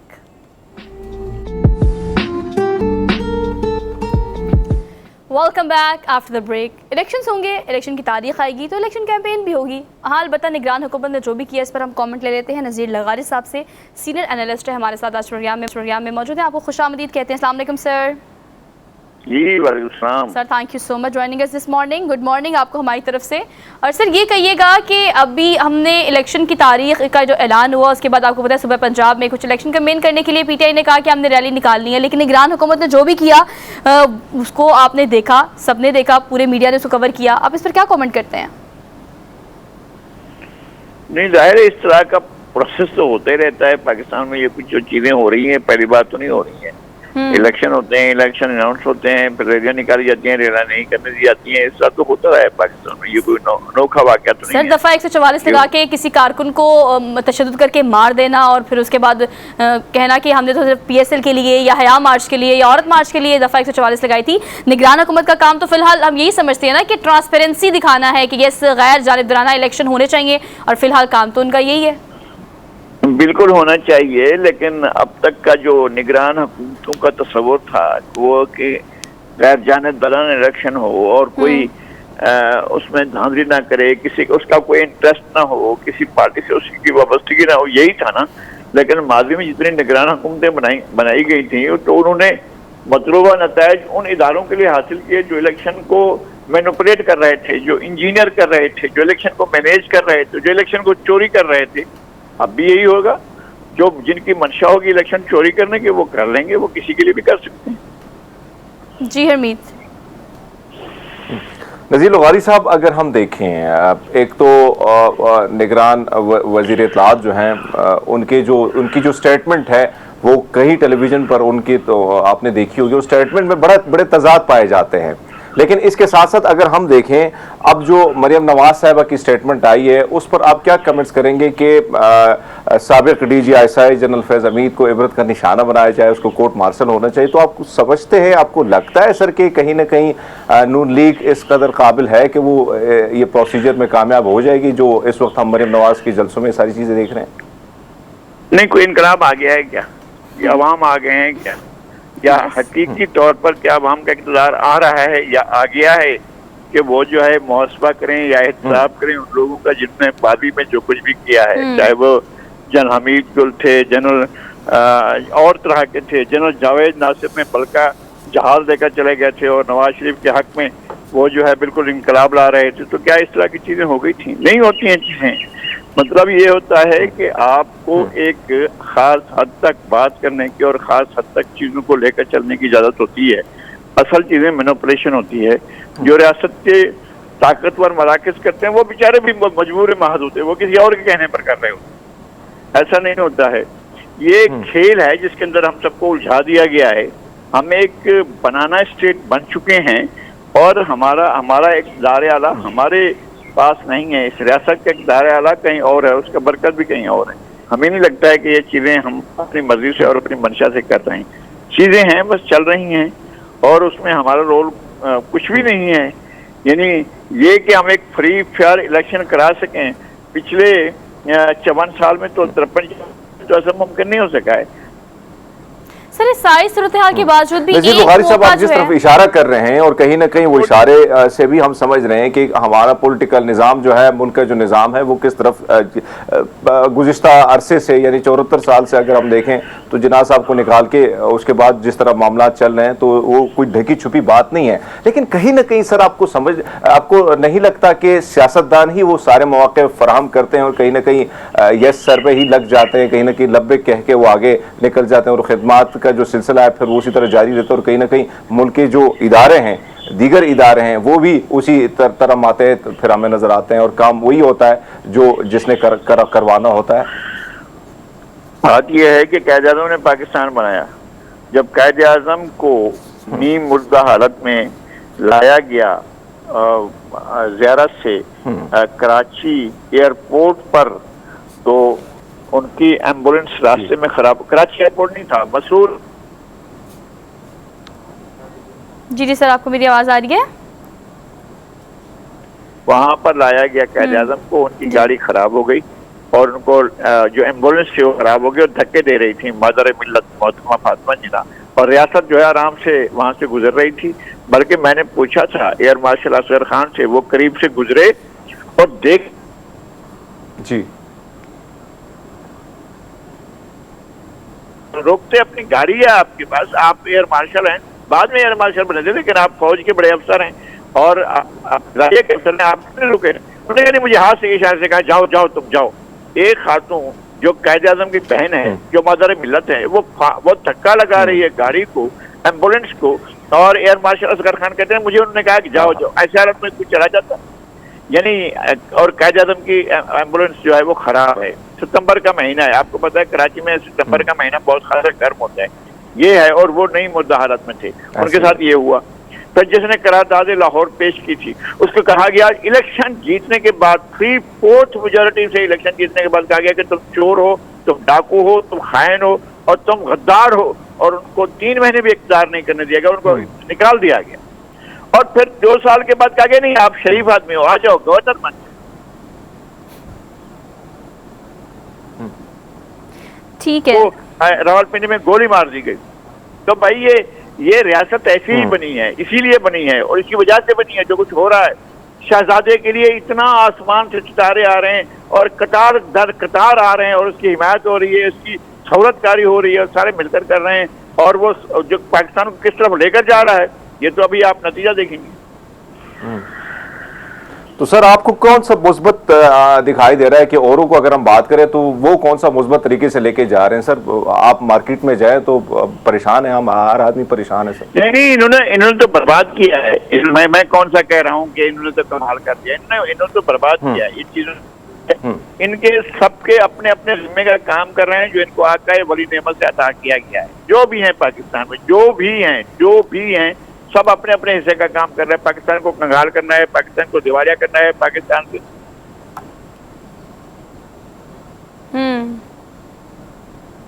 भी करना है। इसके बारे में कहीं ना कहीं कोई स्टेप लिखा हुआ है। हम मजबूर बाहत हैं और इस मुल्क के 22 करोड़ आवाम को एक तरफ कर दिया गया, इररिलेवेंट कर दिया, खिलाड़ियों को छोड़ा गया और खिलाड़ी भी महज खिलाड़ी अपना अपना किरदार अदा कर रहे हैं। जो बैठे हैं इक़्तिदार में वो भी है, जो इक़्तिदार के बाहर हैं वो भी है, जो नाच रहे हैं वो भी, जो नहीं नाच रहे हैं वो भी, सब अपना अपना रोल कर रहे हैं। एक सवाल मैंने आपसे करना है सर, वो ये कि अभी इस वक्त मौजूदा मुल्क की सूरत हाल जो है, आपने बहुत पुरानी बात की और बड़ी वैलिड बात की है कि रियासत शुरू से ऐसी थी और हमने इन सिचुएशन को बदलते हुए खैर नहीं देखा। लेकिन इस वक्त डार साहब ने कोशिश की है, अब वो कोशिश है या वो जुबानी कलामी बात कर रहे हैं, लेकिन उन्होंने कहा है कि मिसाक मैशत के लिए सारे को मिल के बैठना चाहिए, तमाम सियासी जमातों को। तो ये उनकी ऑफर है, उसमें रियलिटी है, ये सारी जमातों को कन्विंस करना, एक साथ बिठाना। वैसे कन्विंस करने की जरूरत नहीं पड़नी चाहिए, मुल्की मुफाद के लिए सबको खुद ही सोचना चाहिए कि तमाम चीज़ों से बाहर होकर अब साथ बैठ जाए। लेकिन आपको लगता है कि इस ऑफर के बाद या इस स्टेटमेंट के बाद कुछ कर सकेंगे वो तमाम जमातों को एक साथ लेके आने की? आओ मिल बैठो मिसा के प्रतिशत करो, कुछ भी नहीं है। और ये लोग नहीं करेंगे, इसलिए कि जो आकाए वाली नेमत है उसने तय कर रखा है कि आपको कंगाल करना है और आपकी मैशत को नहीं चलने देना है। और इसलिए शर्त आ रही है, आप तमाम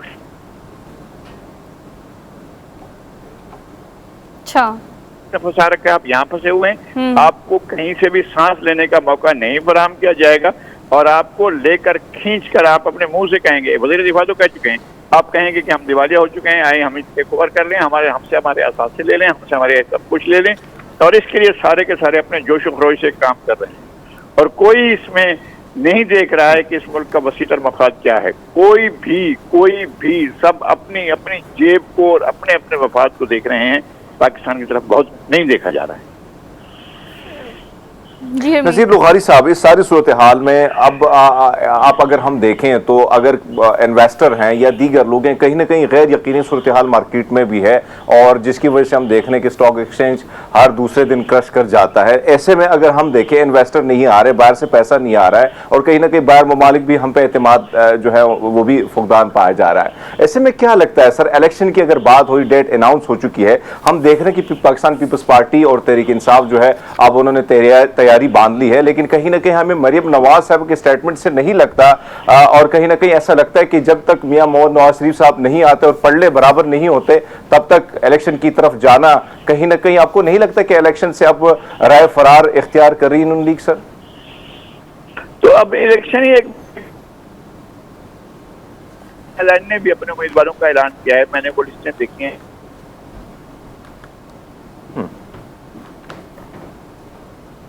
अगर आपका आईनी तकाजा है और आपकी मुल्क की सलामती से ज्यादा अहम है, आपकी जुग्राफी सलामती से, मुल्क की सलामती क्या, मैं कहता हूँ जुग्राफी सलामती से अगर ज्यादा अहम है तो करा लें इलेक्शन और उसका इलेक्शन का नतीजा भी देख लें और आपका मुल्क बाकी रहे, अल्लाह करे कि बाकी रहे। और मैं डेड बॉडी मैं ना रहूं कि अगर ये मुल्क ना रहे तो ये तो पाकिस्तान की मुझे पाकिस्तान को बहुत खतरनाक चीजें नजर आ रही हैं जो मैं देख रहा हूँ और किसी को भी इस बात का एहसास नहीं है कि हमने इस मुल्क को एक स्टेबल मुल्क, एक बावकार मुल्क, एक ऐसा आगे बढ़ता हुआ मुल्क बनाना है। किसी का ये एजेंडा नहीं और सिर्फ अपनी ज़ात है, सब लोगों को अपनी ज़ात नज़र आ रही है, अपनी शख्सियत नज़र आ रही है और अपना मफाद नज़र आ रहा है।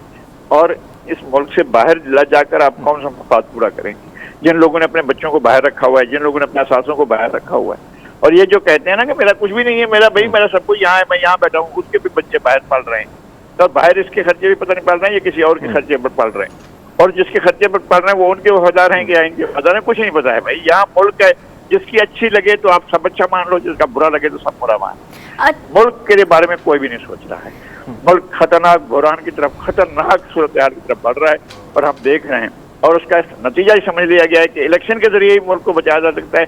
करा लें इलेक्शन, लेकिन इलेक्शन इस मुल्क को एक बार तोड़ भी चुका है। अगर आपने कराना है तो करा लें, जरूर करवाएं, आपके आईनी तकाजे हैं, आप उनको पूरा करें। सर देखिए, इलेक्शन चले, हमने मान लिया कि इलेक्शन हो रहा है, अब हमने हुक्मरानों की बात तो कर ली, लीडरान की, सियासतदानों की बात हमने कर ली कि शुरू से लेके अब तक क्या करती रही है हमारी इस्टेब्लिशमेंट, हमारी सियासी जमातें, हमारे सियासतदान, हमारे लीडरान। सर अवाम की थोड़ी सी बात कर लें, क्योंकि अवाम जो है अवामी मैंडेट लाने के लिए या अवाम को बताने के लिए कि भी आप बता दें हमें कि कौन सा मुंतखब वज़ीर-ए-आज़म हुकूमत जो है वो पाकिस्तान की बेहतरी के लिए काम कर सकती है। वाहिद वे आउट फ़िलहाल हमें इलेक्शन ही नज़र आ रहा है। अब इलेक्शन में अवाम को नहीं चाहिए, क्या आपको नहीं लगता कि इस वक्त अवाम को खुद थोड़ा सा फैसला करना चाहिए? अवाम तो ऑलरेडी मैनिपुलेटेड है, सियासतदान या आपके घर में कोई एक बंदा सियासत से मुंसलिक है तो सबने उसी को वोट कास्ट करना है। हम एज ए इंडिविजुअल पाकिस्तानी अगर सोचें कि हमने किसको वोट करना है तो वो कोई बंदा भी हमारे सामने होना चाहिए। तमाम तरह सियासी जमातें भी हमें करप्ट नजर आती है, तो अवाम को अवाम जो होगी वो कंफ्यूज हो गई है कि अब हम क्या करें, व्हाट टू डू। अवाम में जहर फैला दिया गया है और नतीजा भी पहले फैला दिया गया है। पहले नतीजा बनाया जाता है, उसके बाद फिर चीज़ों को उसी तरह ले जाया जाता है। ये क्या हुआ था, हमारे सामने इलेक्शन चोरी हुए, एक बार नहीं कई बार चोरी। सन 70 में चोरी हुए, सन 88 में चोरी हुए, सबसे बड़ा डाका पड़ा कि 88 में चोरी हुए, उसके बाद 90 में चोरी हुए, उसके बाद 93 में चोरी हुए, उसके बाद 97 में चोरी हुए, उसके बाद 2002 में चोरी हुए, फिर 2008 में चोरी हुए, फिर 2013 में चोरी हुए, फिर 2018 में चोरी हुए। चोरी तो हमारे सामने हो रहे हैं ना रोज। आप 5 साल के बाद चोरी देखते हैं, जितने साल के बाद भी इलेक्शन हो चोरी होती है, चोरी कर ली जाती है इलेक्शन की। आप किस लिए इलेक्शन कराते हैं? करा लें आप, इस बार भी करा रहे, चोरी हो जाएंगे इलेक्शन। और आपके पाकिस्तान के लिए नहीं वोट पड़ेगा, वो कि कुछ लोगों के लिए पड़ेगा, कुछ लोगों के एजेंडे पर पड़ेगा, और कुछ लोगों का एजेंडा कहीं भी वो नज़ीर बुखारी साहब, जिस तरह आप कह रहे हैं कि इलेक्शन तो चोरी हो रहे हैं, लेकिन रिफॉर्म्स के लिए भी अगर कोई बढ़ता है तो फिर भी उस सारी चीज़ों को वापस कर दिया जाता है। कहीं ना कहीं ओवरसीज वोट से भी हम देख रहे हैं कि पीडीएम की जमातें वो भी खौफजदा नजर आती हैं। तो आपको नहीं लगता कि किसी ने अगर कोशिश की, आपने देखा कि इलेक्ट्रॉनिक वोटिंग मशीन का जब इनकाद हुआ तो फिर कहाँ से ये मामलात हुए कि वो सारी चीज़ें जो है साइड पे कर दी गई। तो जब कोशिश भी की जाती है तो फिर भी कहीं ना कहीं कतगने कहीं ना कहीं किसी तरीके से उस चीज़ को रोका जाता है। क्या करना चाहिए आगे? क्या आपको लगता है कि इस तरह का सिलसिला अगर चलता रहेगा तो आने वाला इलेक्शन भी तो चोरी हो जाएगा? सर हरमीत, वो जो मशीन थी वो मशीन भी चोरी के लिए लाई जा रही थी, और जो वो जो है अपना पाकिस्तान ओवरसीज पाकिस्तानों के लिए वोटिंग वो भी चोरी के लिए हो रही थी। उनको तो अब भी राइट है, वो अब भी वोट कर सकते हैं और वोट करते रहते हैं। ये कौन सी बात हुई? अनोखी बात रह गई हम इनको वोट का राइट देंगे। क्या वोट का राइट देंगे? बात तो वो पाकिस्तान में हमेशा अपना हिस्सा ले सकते हैं, और पाकिस्तान के एम्बेसीज में या जहाँ जहाँ मराकज कायम कर जाते हैं वोट कास्ट करते हैं, उनके प्रॉक्सी वोट्स होते हैं, वो वोट डालते हैं। इसमें कौन सी बात है? पाकिस्तानी को वोट का हक कब नहीं है? पहले भी था, अब भी है। और वो बड़े लोग होते हैं, वो जब चाहते हैं आकर यहाँ पर भी वोट डाल सकते हैं, यहाँ पर आकर उम्मीदवार भी होते हैं। हुए हैं ऐसे बेशुमार मेरे दोस्त हैं जो आते हैं यहाँ आकर इलेक्शन लड़ते हैं, और जब हार जाते हैं तो वापस चले जाते हैं, जीत जाते हैं तो बैठ जाते हैं। ये चौधरी सरवर भी वहाँ से आकर बैठ गए थे। ये बात ये है कि आपका नतीजा, आप क्या हासिल करना चाहते हैं? क्या इस मुल्क को ले जाना है आगे तरक्की की तरफ, बेहतरी की तरफ, अच्छाई की तरफ, और इस मुल्क के अवाम के मफाद की तरफ, अफराद के मफाद की तरफ नहीं जाना है? तो आप कर सकते हैं अगर आपकी नीयत ये है। लेकिन मुझे किसी की नीयत ही लगती है कि पाकिस्तान के लोगों का, आम आदमी का मफाद चाहते हैं या इस जुग्राफिया का मफाद चाहते हैं। तो मुझे तो जुग्राफिया खतरे में लग रहा है, मुझे तो अवाम खतरे में लग रहे हैं। तो मैं अब क्या कहूँ कि जनाब आपके वोटिंग मशीन आ जाएगी तो बड़ा कमाल हो जाएगा? नहीं होगा कोई कमाल। वो भी चोरी के लिए इस्तेमाल हो रहा था, ये भी चोरी के लिए इस्तेमाल होगा। जो भी कुछ किया जाएगा, मसला ये है कि आप किस पर भरोसा करें। जिनके ऊपर आपको भरोसा होना चाहिए, जब वो तक अपनी चीजों को ठीक करने को तैयार ना हो तो फिर आप क्या करेंगे? किसी के लिए भी क्या करेंगे? ठीक है नज़ीर साहब, थैंक यू सो मच आपके रिव्यू के लिए। और एक बात बिल्कुल ठीक है, अल्टीमेटली इस तमाम तर बुरी से बुरी सूरत हाल में भी फैसला आवाम को ही करना और बड़ा सोच समझ के करना है। तो आप भी ज़रा जिम्मेदारी का मुजाहरा करें। एक क्विक ब्रेक लेनी है, देखते रहिए प्रोग्राम जिससे हम कहते हैं good morning public. Welcome back after the break. So basically we are in the second hour of the show, और सेकंड चांस जो मैं आज आपको दे रही हूँ। कई दफ़ा मैंने प्रोग्राम किया और कई दफ़ा मैंने ये सेगमेंट किया, because we are living in 21st century, the era of technology and era of commerce, and we have everything on a single click.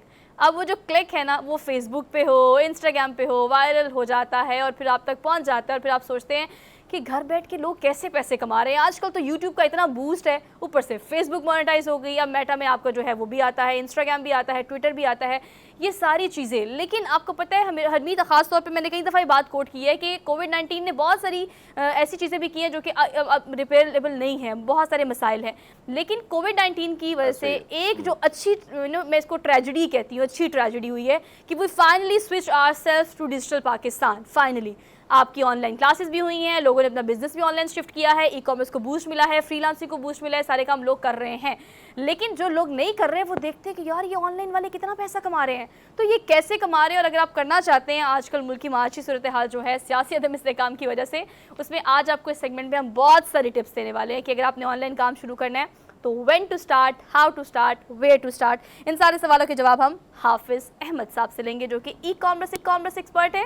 इनके पॉडकास्ट की वजह से आपने इनको बहुत सारे ऐसे वायरल वीडियोस में देखा होगा, लेकिन आज they are finally in studio. अस्सलाम वालेकुम। हाफिज़ साहब, कैसे हैं आप? अल्हम्दुलिल्लाह, thank you so much for joining us this morning, good to see you here. Sir कहिएगा इस हवाले से कि ई कॉमर्स एक्सपर्ट तो आप हैं, लेकिन आपको पता है कि जो मैंने और लोगों ने आपको पॉडकास्ट के थ्रू देखा, वो बहुत कम वक्त में बहुत बूस्ट मिला और लोगों ने उसको बहुत पसंद किया। That is a way of income as well. Income like आप उससे भी बहुत सारा कुछ कमा सकते हैं, लेकिन हर किसी के पास इतनी एबिलिटीज़ नहीं होती टू कम ऑन स्क्रीन और फेस लेके आना और बोलना और कमाना। अगर ई कॉमर्स की खास तौर पे बात की जाए तो पाकिस्तान में इस वक्त आप ई कॉमर्स को कितना एक्सपैंड देखते हैं और नौजवानों के लिए क्या क्या अपॉर्चुनिटीज़ हैं? Thank you very much. बहुत ज़्यादा अब तो आपको पता है कि बूम है ई कॉमर्स का। मैं कल एक इवेंट पे था, वहाँ पे मैं ये बात कर रहा था कि आप किसी आफत का इंतज़ार ना करें जो आपको ई कॉमर्स पे आने पे मजबूर करे। जैसे कि कोविड की मैं बात कर रहा हूँ, कोविड आया तो जो लोग ई कॉमर्स पे बिलीव नहीं भी रखते थे उन्हें कोविड में पता चल गया कि नहीं भाई ये काम ठीक है। सॉरी। तो अभी आपको इंतज़ार नहीं करना कि खुदा ना खास्ता कोई और मुसीबत आए तो आप हाँ, ई कॉमर्स पे आए।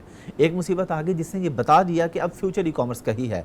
ई कॉमर्स में बहुत सारी चीज़ें हैं। अच्छा, आपने एक बात की कि चलें जी आप स्क्रीन पे हैं तो आप यहाँ से पैसे कमा लेते हैं।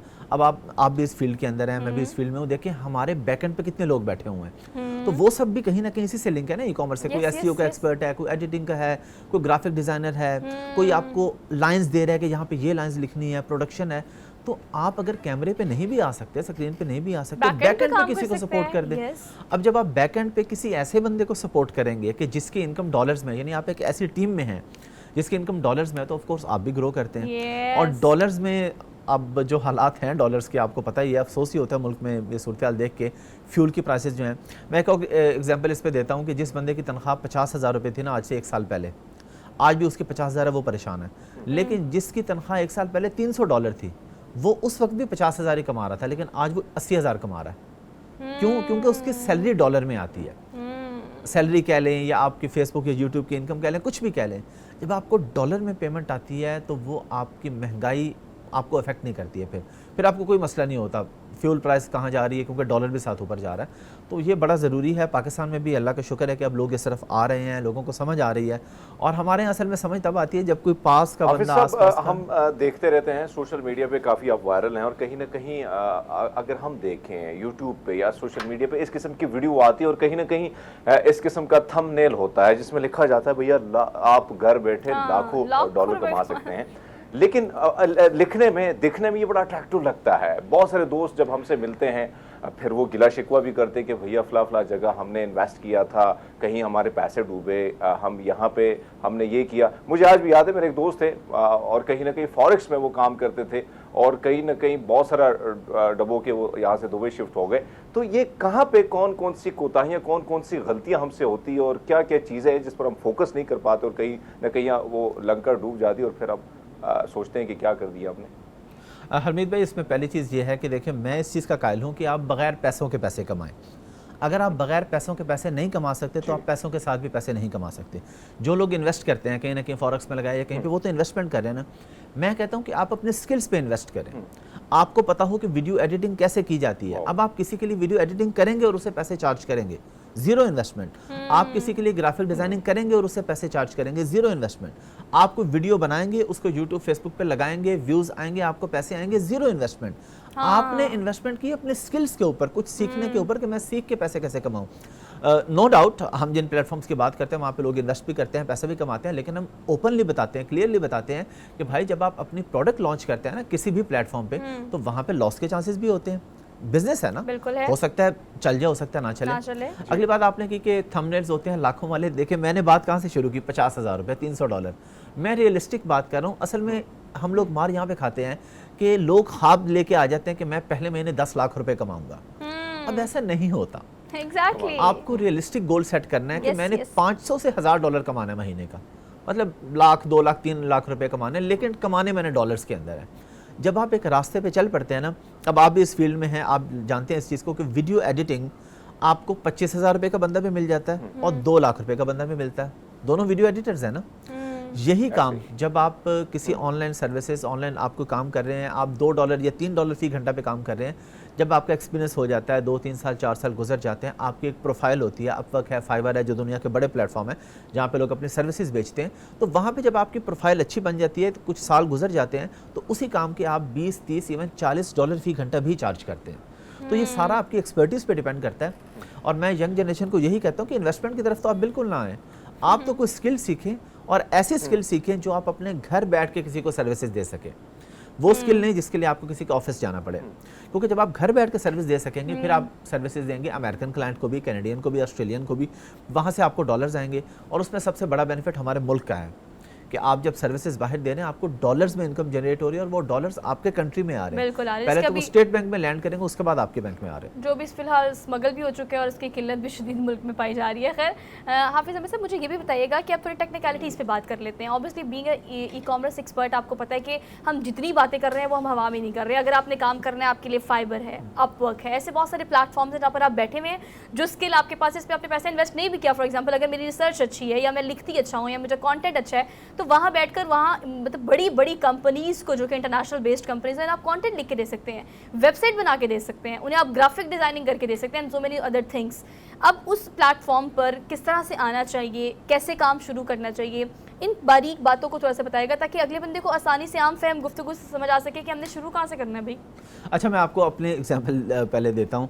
मैंने मास्टर्स किया हुआ इस्लामिक स्टडीज़ में। अच्छा। मेरा कोई आईटी का बैकग्राउंड नहीं है। ये मैं लोगों को इसलिए बताता हूँ कि आपकी कंफ्यूजन नहीं होनी चाहिए कि जी ये सिर्फ आईटी वाले ये काम कर सकते हैं, ई-कॉमर्स का, या सिर्फ आईटी या बीएस कंप्यूटर साइंसेज होगा। नो, आपके पास कोई भी स्किल है, इस काम के लिए क्या जरूरी है कि आपको बेसिक नॉलेज हो कंप्यूटर और लैपटॉप का, जो कि मेरे ख्याल में हर बंदे को, जो भी ये वीडियो देख रहा है उसके पास फोन है, उसे पता है। दूसरा, बेसिक इंग्लिश। बेसिक इंग्लिश का मतलब होता है कि आप जो बोले अगले को समझ आ जाए कि आप क्या कहना चाह रहे हैं, और वो जो कहे आपको समझ आ जाए, दैट्स इट। क्योंकि जो आपका क्लाइंट है ना, उसको पता है कि आप पाकिस्तानी है, उससे आपकी अच्छी इंग्लिश नहीं चाहिए, उसे अपना काम चाहिए। कम्युनिकेट आप उससे ईमेल पे भी कर लेंगे। मैं ऐसे लोगों को भी, फ्रीलांसर्स को जानता हूँ जो गूगल ट्रांसलेटर यूज करके अपने क्लाइंट से बात करते हैं, लेकिन वो काम कर लेते हैं, पैसे कमा लेते हैं। तो टेक्निकल बैकग्राउंड ये इंग्लिश का होना इतना ज़रूरी नहीं है। बस आप कोई भी स्किल सीखें। अब वक्त फाइवर पे आके प्रोफाइल बनाएं, और प्रोफाइल आज ही बनाएं, आज ही बनाएं। आज, क्योंकि कल मैं एक प्रोग्राम में था तो वहाँ पे उन्होंने कहा जी अमीर आदमी अपने बच्चों के लिए ये छोड़ के जाता है। मैंने कहा अगर कोई आम आदमी है, मिडिल क्लास है, जिसके पास कुछ नहीं है, वो अपने बच्चों के लिए अब वक्त फाइवर की प्रोफाइल तो छोड़ के जा सकता है। पुरानी प्रोफाइल, यानी अगर आज आप प्रोफाइल एक बनाएंगे, 10, 15, 20 साल पुराना आपका अकाउंट होगा, आपका बिजनेस होगा, तो उस पर तो क्लाइंट भाग भाग के आता है जितनी पुरानी प्रोफाइल होगी। तो प्रोफाइल आज ही बनाएं, उस पर थोड़ी वर्किंग करें, वहाँ पे कुछ रिव्यूज़ पे मेहनत करें। जितने अच्छे रिव्यूज़ आपके पास आएंगे, तो स्टार्ट में थोड़ा सा होता है, स्टार्ट में आपको थोड़ा सा बिल्कुल मेहनत करनी पड़ती है, उसके बाद चीज़ें स्मूथ हो जाती हैं। अच्छा जी, हरमीत। अच्छा हाफिज साहब, आपने कुछ चीज़ों का जिक्र किया, जाहिर बात है आपने बड़ी अच्छी बात की शुरुआत में कि भाई इन्वेस्ट करने से बेटर है कि आप अपने स्किल को बेचो, और कहीं ना कहीं अपने ऊपर, जाहिर बात है आपके पास स्किल होंगे तो वो बेचेंगे, और पैसा जो है आपकी इन्वेस्टमेंट नहीं होगी बल्कि आपकी स्किल पर होगी। अब आपको क्या लगता है सर, हमारे नौजवानों को अगर हम देखें, या बहुत सारे ऐसे लोगों को, खासकर मैं अब एक आर्टिकल पढ़ रहा था, एक ऐसा बहुत सारे ममालिक में ई-कॉमर्स के हवाले से जो है अब बेसिक चीज़ें स्टार्ट से, यानी प्राइमरी लेवल से, और कहीं ना कहीं कोशिश की जाती है कि हाई स्कूल तक जब आप पहुंचे तो उससे पहले आपको ये सारी चीज़ें पढ़ाई जा चुकी होंगी, और आप अपने पाँव पे जब आप कॉलेज जाते हैं, यूनिवर्सिटी जाते हैं, तो बहुत सारी चीज़ों में आप आगे फाइनेंशियली आप स्टेबल होंगे।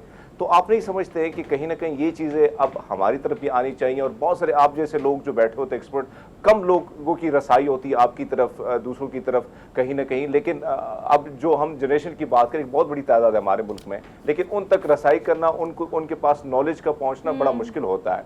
इसको आप कैसे देखते हैं, क्या करना चाहिए गवर्नमेंट को इस लेवल पे, क्योंकि पूरी दुनिया तो इस सिस्टम पे जा रही है, और कहीं ना कहीं हम देख रहे हैं कि लोग जो है वो अपना नाम भी बना चुके हैं।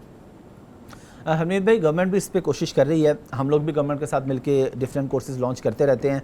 फेसबुक, यूट्यूब पे अब हमारा भरा पड़ा है, और लोगों का भरा पड़ा है, आप आते हैं वहाँ से सीखते हैं। जो आपने बात की ना कि हमारे यहाँ स्कूल कॉलेज से, ये बिल्कुल बहुत ज़रूरी है, मैं भी इस पर जोर देता होना चाहिए। लेकिन आप ये देखें कि हमारे यहाँ नौजवान जो काम करना चाहे, उसके लिए उसको कोई सिखाने वाला ना भी हो तो वो कर लेता है। जो वेबसाइट्स पाकिस्तान में बैन हैं, क्या पाकिस्तान लोग उसे नहीं एक्सेस कर लेते? उन्हें पता है वीपीएन क्या होता है, कहाँ से डाउनलोड करना है, कैसे यूज करना है, फ्री वीपीएन कौन सा है। तो इसका मतलब है कि कहीं ना कहीं बात है कि हमें नौजवानों को ये बताना है कि भाई स्किल्स तो आपके पास ऑलरेडी हैं, आपको सारा कुछ पता है, मोबाइल कैसे यूज होता है, मोबाइल में कौन सी ऐप अपने सामने रखनी है, कौन सी हिडन करके रखनी है, आपको सारे तरीके आते हैं। तो वही थोड़ा सा जरा पॉजिटिव वे में यूज करके पैसे कमाने की तरफ लेके आए, डायरेक्शन सीधी डायरेक्शन। अब गेमिंग को आप देख लें, मैं गेमिंग में ऐसे बच्चों को जानता हूँ जो गेमिंग से पैसा कमा रहे हैं। वो गेमिंग में अपने कॉइन्स वगैरह इकट्ठे करते हैं, वो कॉइन्स इधर उधर बेचते हैं, वहाँ से अपने पैसे निकाल लेते हैं। तो वही चीज़ जो आप इंजॉयमेंट के लिए करें, यूट्यूब सारे लोग इंजॉय करते हैं ना, मतलब वीडियोस देखते हैं, उसी इंजॉयमेंट को सिर्फ आपने कन्वर्ट करना है इनकम स्ट्रीम में, और ये कोई मुश्किल काम नहीं है। अच्छा, एक और बड़ी अहम चीज़, स्कैम्स जो हैं ख़ास तौर पर अगर हम बात करें, पहले अगर हम कोविड-19 के इरा के पहले की बात करें तो आपको पता है कि इंटरनेट पे या फिर ई-कॉमर्स पे लोग इतना रिलाई नहीं करते थे, बिकॉज हमने ये बहुत एक्सपीरियंस किए हुए कि मंगाओ कुछ आता कुछ है, बिजनेस के पॉइंट ऑफ व्यू से या फिर शॉपिंग करने के पॉइंट ऑफ व्यू से। हाँ, अलबत्ता उसके बाद क्रेडिबिलिटी थोड़ी सी चेंज हो गई है, लेकिन अभी भी ये चीज़ें बहुत ज़्यादा पाई जाती हैं। बिजनेस करने वाले खास तौर पर ई-कॉमर्स में, अभी तो हमने बात की ना स्किल्स की, जो लोग बिजनेस कर रहे हैं उनके बारे में आपका क्या ख्याल है कि क्रेडिबिलिटी को सेट करना, रिलायबिलिटी को सेट करना भी कितना ज़्यादा ज़रूरी है, जिसके थ्रू आवाम जो है वो ई-कॉमर्स के प्लेटफॉर्म पे तभी आएगी जब वहाँ पर मौजूद जो बिजनेस या स्टेक होल्डर्स हैं वो इस चीज़ को कैरी करेंगे कि हमने किस तरह से ट्रांसपेरेंसी लेके आनी है इस बिजनेस में। अच्छा, इसमें सबसे ज़्यादा बेहतर उस वक्त होता है जब आप किसी प्लेटफॉर्म पे काम कर रहे होते हैं, क्योंकि जब आप इंडिविजुअली काम कर रहे हैं ना तो ट्रस्ट लेवल थोड़ा मुश्किल हो जाता है बायर का, ज़्यादा उसमें फ्रॉड के चांसेस ज़्यादा होते हैं। जब आप किसी प्लेटफॉर्म पे काम कर रहे हैं, हम इंटरनेशनल प्लेटफॉर्म अमेजोन की बात करते हैं, जब आप वहाँ पे काम कर रहे हैं तो वहाँ पे ऑलरेडी ट्रस्ट है बायर को, क्योंकि बायर को पता है कि अगर सेलर स्कैम करेगा तो मुझे अमेजोन रिफंड कर देगा और अमेजोन उस सेलर को ब्लैक लिस्ट कर देगा। ये चीज़ें अब हमारे मुल्क में ज़रूरी हैं। हमारे मुल्क में कुछ प्लेटफॉर्म्स हैं जो अब ये काम कर रहे हैं कि लोग वहाँ पे इकट्ठे हों बायर सेलर, लेकिन हमारे यहाँ दोनों ही अब्यूजिव हैं। हम सिर्फ सेलर को नहीं कह सकते, यहाँ पे बायर भी स्कैम करता है। प्रोडक्ट मिल जाती है वो कहता है मुझे मिली ही नहीं, या मिल जाती है वो कहता है ये बॉक्स खाली था, हालांकि बॉक्स के अंदर होती भी है चीज़। तो दोनों अब्यूजिव हैं, इस पर भी टाइम लगेगा। ऐसा नहीं है कि बाहर वेस्टर्न कंट्रीज़ में ये नहीं होता, वहाँ भी होता है ये। मैं खुद वहाँ पे खुद पैकिंग करके चीज़ें भेजता रहा हूँ। ऐसे लोग थे जो आगे कहते हैं हमें नहीं मिली, लेकिन बहुत कम होता है वहाँ पे। 100 में से 1 या 2 ऑर्डर्स ऐसे होंगे जिनमें। हाफिज साहब, आपने अमेजोन की बात की, हम यहाँ पे देखते हैं कि बहुत सारे नौजवान जो हैं कहीं ना कहीं ट्रेनिंग लेते हैं, कहीं ना कहीं सीखने की कोशिश करते हैं, कहीं ना कहीं इन्वेस्ट करने की कोशिश करते हैं। आप जो देखने वाले हैं उनको क्या बताएंगे सर? हम देखते हैं कि इस पे भी आपकी एक्सपर्टीज ज़्यादा है, तो कौन कौन से ऐसे प्रोडक्ट्स हैं और फिर अगर वो इस मार्केट में इन होते हैं तो किन किन चीज़ों का ख्याल रखना लाजिम है सर? अच्छा, अमेजोन के अंदर या किसी भी और ऑनलाइन प्लेटफॉर्म पे आपके पास ना 3 से 4 स्किल्स होती हैं। आपने 3 से 4 सर्विसेज देनी होती है। पहले सर्विस होती है कि मैं क्या बेचूं, प्रोडक्ट हंटिंग। सेकंड होता है प्रोडक्ट सोर्सिंग। फिर एक होता है पीपीसी, जिसे हम स्पॉन्सर ऐड कहते हैं, पेपर क्लिक। ये जो आप फेसबुक पे भी आप देखते हैं, आपके सामने स्पॉन्सर ऐड आता है। अच्छा, अमेजोन के काम में या किसी भी ऑनलाइन प्लेटफॉर्म के काम में ये ज़रूरी नहीं है कि आपको सारा आता होगा तो आप पैसे कमाएंगे। अगर आपकी कम्युनिकेशन स्किल्स अच्छी हैं, आप सिर्फ प्रोडक्ट सोर्सिंग के प्रोजेक्ट पकड़ते हैं, क्लाइंट पकड़ते हैं आप वक्त से, वो कहते हैं जी मेरे पास ये कप है, ये मुझे सोर्स करके दे दें चाइना से। अब आप अपने घर में बैठे हैं, अली बाबा पे गए हैं, 100, 200, 300 सप्लायर से आपने बातचीत की है, जहाँ से अच्छा रेट मिला आपने उसको दे दिया। तो ये सारे तो वो काम है कि आपके पास अगर स्किल्स हैं, 2 से 3 महीने में आप ये स्किल सीखते हैं और आप ये पैसे कमाते हैं। अब एक बंदा है, वो कहता है जी मुझे सोर्सिंग, मेरी स्किल्स अच्छी नहीं है, कम्युनिकेशन स्किल्स, मैं अब क्या करूँ? आप प्रोडक्ट हंटिंग कर लें। प्रोडक्ट हंटिंग में तो कोई कम्युनिकेशन स्किल्स चाहिए ही नहीं। जंगल स्काउट, हीलियम 10, मर्चेंट वर्ड, इस तरह के 3-4 टूल्स हैं। कीपा है, होलसेल में यूज़ होता है। ये टूल्स आप यकीन करें कि बिल्कुल मैट्रिक या इंटर पास पे जो बच्चा है ना, वो आसानी से इन टूल्स को इस्तेमाल कर सकता है, जिसको मोबाइल इस्तेमाल करना आता है। वो आपको टूल्स ऑटोमेटिक एक रिसर्च देता है। आपने बस उस पर प्रोडक्ट का नाम लिखना है, उसने उसके रेलिवेंट कीवर्ड्स आपको देने हैं, बताता है कि अमेरिका में इसको इतने लोग डेली का ढूंढते हैं, कनाडा में इतने लोग ढूंढते हैं, यूके में इतने लोग ढूंढते हैं, इस स्टेट में इतने लोग ढूंढते हैं। तो वो सारी चीज़ें आपको वहाँ से मिल जाती हैं। आपने उस सारे डाटा को गैदर करके अपने क्लाइंट को दे देना होता है। और पीपीसी जो मैंने आपको बात की, पेपर क्लिक, स्पॉन्सर ऐड, ये एक ऐसी स्किल है जो आपकी हमेशा चलती है। अब मैं यहाँ पे ब्रांड्स के नाम नहीं लूँगा, आप हम सब लोग ऐसे ब्रांड्स को जानते हैं, डेली हमारे टेबल्स पे होते हैं, जो बचपन से हम देखते आ रहे हैं, लेकिन आज भी उसका ऐड हमारे सामने चल रहा होता है। यही काम बड़े प्लेटफॉर्म पे भी होता है, अमेजोन पर, वॉलमार्ट पर, ईबे पे, इट्सी पे, हर तरफ ये होता है कि बेशक आपकी प्रोडक्ट अच्छी बिक रही है, आपने फिर भी ऐड चलाने हैं। तो अगर आपको सिर्फ ऐड चलाने की स्किल आ जाती है ना, आप इसी से अच्छा पैसा कमा लेते हैं। एक आम आदमी है, अगर उसने पाकिस्तान में कुछ बेचना है, कुछ सेल करना है, पाकिस्तान में भी इवन शॉपिफाई अभी एक बहुत बड़ा प्लेटफॉर्म है, हम लोग भी उस पर काम कर रहे हैं कि लोग उसके थ्रू सामान बेच रहे हैं। अब वो क्या कर रहे हैं, इन्वेस्टमेंट कर ही नहीं रहे हैं, शॉपिफाई स्टोर बना लिया बस, और सप्लायर से डील बना ली। वो कहता है मैं कब तुम्हें $1 में दूंगा, हम आगे $3 का लगा के बैठ जाते हैं। अच्छा, जब वो सेल होगा 3 का, हम उससे रब्ता करेंगे, उसे 1 का खरीदेंगे और अपने बायर का एड्रेस देंगे कि इसको डायरेक्टली भिजवा दो, हमें $1 बीच में बच गया, कॉस्ट वगैरह निकाल के। तो ये कोई मुश्किल काम नहीं, पाकिस्तान में भी लोग ये काम कर रहे हैं। रॉकेट साइंस नहीं है। खैर, अलबत्ता चले, ये तो बातें हो गई टेक्निकलिटीज़ पे, जो कि मेरे ख्याल से आवाम को समझ आ गई होगी कि शुरू करना है, और जैसे हाफिज़ अहमद साहब ने कहा है आज ही करना है, आज ही अकाउंट बनाना है। ऑल्दो अब आपकी पॉडकास्ट के बारे में बात कर लेते हैं। अब ये वो जगह है जहाँ पे आपने कहा ज़ीरो इन्वेस्टमेंट चाहिए, ना हम बिजनेस की बात कर रहे हैं, ना हम प्रोडक्ट की, ना हम बायर की, ना हम सेलर की, हम तो एक व्यूवर हैं। आपको पता है आजकल वो टिकटॉक हो, इंस्टाग्राम हो, सोशल मीडिया की कोई भी साइट हो, आप 1 मैन आर्मी वाला शो चल रहा है, आपने खुद वीडियो बनाई है, आपने खुद ही उसको एडिट किया है, खुद ही उसको पोस्ट किया है, खुद ही आप पहले व्यूवर भी हैं उसके। लेकिन आप जो है वो ई कॉमर्स एक्सपर्ट भी हैं। लेकिन एक्सीडेंटल था कि you just switched yourself to the podcast और समथिंग, क्योंकि जो पॉडकास्ट करना चाहते हैं उनको भी आपकी एक्सपर्टीज़ की और आपकी नो ये स्टोरी जानने का बड़ा शौक है, they want to know about it. नहीं, ऐसा कोई मेरा कोई इरादा नहीं था। एक दोस्त है मेरे, जी बिल्कुल, एक दोस्त है मेरे, पॉडकास्ट करते हैं। अच्छा। तो उन्होंने मुझे अपनी पॉडकास्ट पे इनवाइट किया एज ए गेस्ट। अच्छा। मैं वहाँ गया, मैंने जाके सेटअप देखा, ये 3-4 महीने पहले की बात है। मैंने कहा यार बड़ा अच्छा सेटअप है, मैं भी स्टार्ट करता हूँ। मैंने अगले दिन आके, क्योंकि मेरे ई कॉमर्स की फील्ड है, मेरे पास टीम तो है सारी, मैंने टीम को कहा जी स्टूडियो बनाओ, इक्विपमेंट लाओ और कल से पॉडकास्ट करेंगे। अगले दिन मैंने पॉडकास्ट रिकॉर्ड की, वो चलाई, वो माशाल्लाह मिलियंस में व्यूज़ आ गए, तो उसके बाद सारी ही अच्छी चलती जा रही हैं। तो ये कोई प्लान नहीं था, वो दोस्त की मेहरबानी है जिसने मुझे एज ए गेस्ट इनवाइट किया था, तो वहाँ से जाके आपको देख रहे हैं। अच्छा वो कहाँ पे है हमें नहीं पता लेकिन आप कहाँ है ये हमें पता है।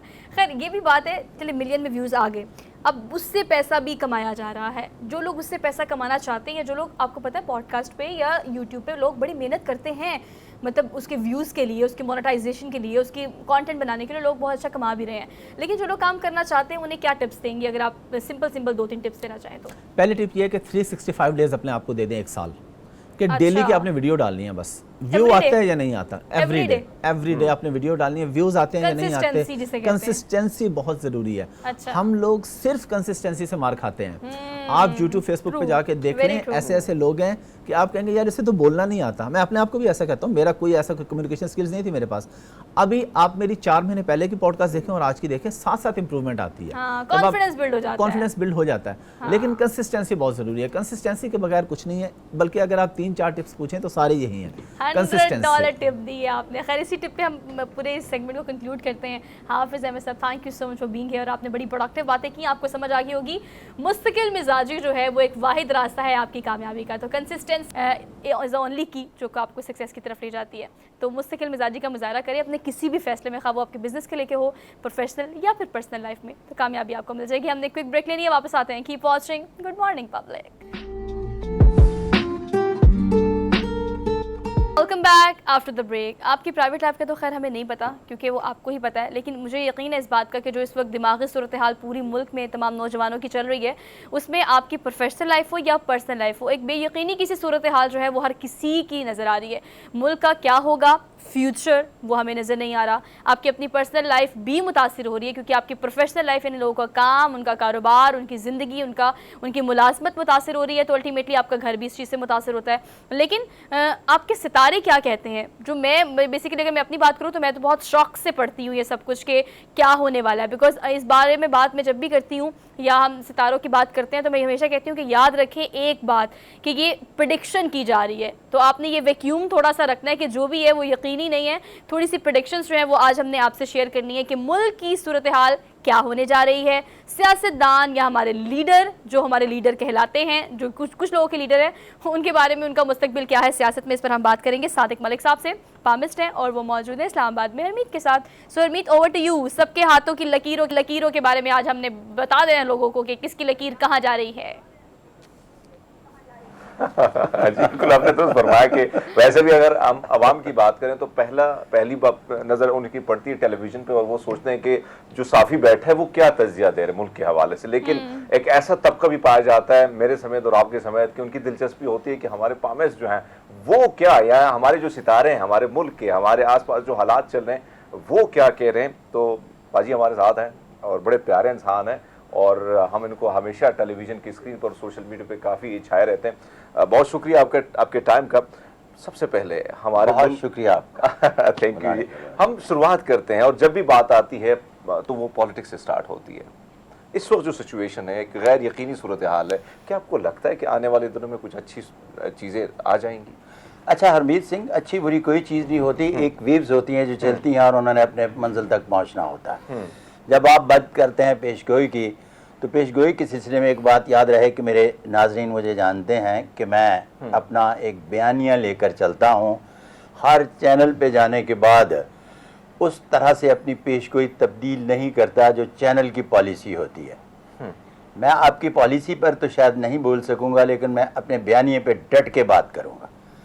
जिस तरह से इमरान खान के बारे में मेरा पहले बयानिया था कि जो 300 साल पहले लॉज बने, उस पे मैंने गुजारिश पेश की थी कि उसमें जो अलामात पाई जाती हैं किंग मेकर की हैं, लेकिन जब मैंने new laws of palmistry by Sadiq Malik palmist पर काम किया तो 2013 में इस बात का अदराक हो गया था कि वो किंग बनने जा रहे हैं। क्यों?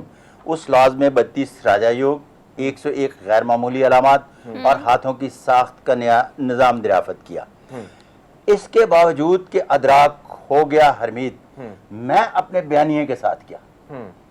बयानिए के साथ जाने के बाद माफ़ी मांगी, बाकायदा इल्मी तौजीह पेश की और फिर उसके बाद 2018 आ गया और 2018 में जो अगला मेरा बयानिया बना, इसी में मेरी अगली पेशगोई है खास के बारे में। वो इस तरह से खेलेंगे जिस तरह से 5 रोज़ा टेस्ट मैच। अच्छा। इसका मतलब है कि उन्होंने अपनी बैटिंग भी मुकम्मल कर ली, बॉलिंग में भी उसके जितने ओवर बनते थे वो उन्होंने फेंक दिए। अब इसके बाद वो फील्डिंग कर रहे हैं और 5 रोज़ा टेस्ट की वो फील्डिंग 5 रोज़ा टेस्ट खत्म होने तक करते रहेंगे। अच्छा। अब सवाल हरमीत बनता है कि फील्डिंग में क्या उनकी सक्सेस स्टोरी बनेगी या नहीं बनेगी। मैं आने वाला था, लेकिन आपसे सवाल करूं तो उसका जवाब भी पाजी आप दे दें। अच्छा, इस तरह से है कि वो टफ टाइम देंगे और फिर उसके बाद कहा जा सकता है कि अपोनेंट का रन रेट वो नहीं होगा जो असूली तौर पर बनना चाहिए, इसलिए कि उनके हाथ पर पाई जाने वाली जो सन लाइन है और लाइन ऑफ मरकरी और इसके अलावा राजा योग और ये 6 के 6 उभार जो है ये दूसरा राजा योग पाया जाता है। इनकी मौजूदगी में जब साइन ऑफ अपोलो को देखते हैं तो उनकी शोहरत जो है वो आसमान की बुलंदियों तक है। अब उसके साथ एक दूसरा लफ्ज इस्तेमाल किया जाता है, शोहरत व कामयाबी। जब हम कामयाबी की बात करते हैं तो वो रन रेट रोक के रखेंगे, उसकी सेंचुरी नहीं बनने देंगे। बाकी जब 5 रोजा खत्म होगा तो फिर उस पर बात करेंगे, वल्लाह अलम बिस्वाब। जी सुहा। अच्छा, मैंने आपसे ना ये पूछना है साहिब साहब से कि आपकी बात, जब आपके साथ मैंने जो इतने शोज़ किए हैं उसमें हमेशा हाथों की लकीरों का और जो हाथ होता है उसका हम एक प्रिंट निकालते थे और प्रिंट निकाल के हम बताते थे कि भी इसमें ये सिचुएशन है, ये हाथ की लकीरें कह रही हैं। अब हाथ की लकीरों के बारे में ये कहा जाता है कि आप जो है वो बदल जाती हैं, कभी नहीं बदलती, पता नहीं, ये मिस्ट्री है। इस बारे में भी ज़रा क्लियर कीजिएगा कि हाथ की लकीरें बदलती हैं, किस्मत बदलती है तो लकीरें भी बदलती होंगी, कुछ लोगों की तो मिट्टी जाती हैं। अब जो सूरत हाल मुल्क की फ़िलहाल चल रही है उसमें आपको क्या लगता है कि इमरान खान की बात तो हमने कर ली, मरीम नवाज़ भी यहाँ मौजूद है, नून लीग पूरी है, पाकिस्तान पीपल्स पार्टी पूरी है, बिलावल भुट्टो ज़रदारी पूरे हैं। अब आपको पता है कि ये हमें एक गैर यकीनी सूरत हाल नज़र आ रही है। कुछ पार्टी स्लीपिंग मूड पे हैं और कुछ पार्टीज बहुत एक्टिव भी दिखाई दे रही हैं। पाकिस्तान तहरीक इंसाफ को छोड़कर अगर बाकी जमातों की बात की जाए तो उनमें लीडर जो हैं उनको आप कहाँ देखते हैं, उनके बारे में क्या प्रेडिक्शन है आपकी? 3-4 सवाल इकट्ठे कर दिए सोहा आपने। आपके साथ जब भी मैं प्रोग्राम करता हूँ बहुत खुश होता हूँ। आपकी power of speak and speech आप ही की तरह खूबसूरत है। Thank you. अच्छा सोहा, इस तरह से है कि अगर सोच की ताबे होती लकीरें तो हर वेला बादशाह होता। वो सोचता रहता कि मैं जनाब बादशाह बनना चाहता हूँ। लकीरें इंसान के ताबे हैं, इंसान लकीरों के ताबे नहीं। मैंने आप ही के शो में एक बार आपसे कहा था कि तकदीर 2 तरह की होती है, एक तकदीर मुअल्लक और एक तकदीर मुक़य्यद। जब हम तकदीर मुक़य्यद का तयन करते हैं तो उसके हाथों की साख से करते हैं कि उसकी कैटेगरी ऑफ हैंड क्या है। तो उस कैटेगरी हैंड में पैदा होने वाला गधा गधा होता है और घोड़ा घोड़ा। 33% कामयाबियाँ और नाकामियाँ दोनों मिलने की सूरत में उसकी नस्ल नहीं बदलती। इसका मतलब है कि लकीरें सिर्फ इस हद तक ताबेदार हैं या बदलती हैं कि उसमें छोटी सी एक चेंज आती है डायरेक्शन में। नथिंग उसकी नस्ल बदल जाती है कि गदागर से बादशाह या बादशाह से गदागर पैदा होता है।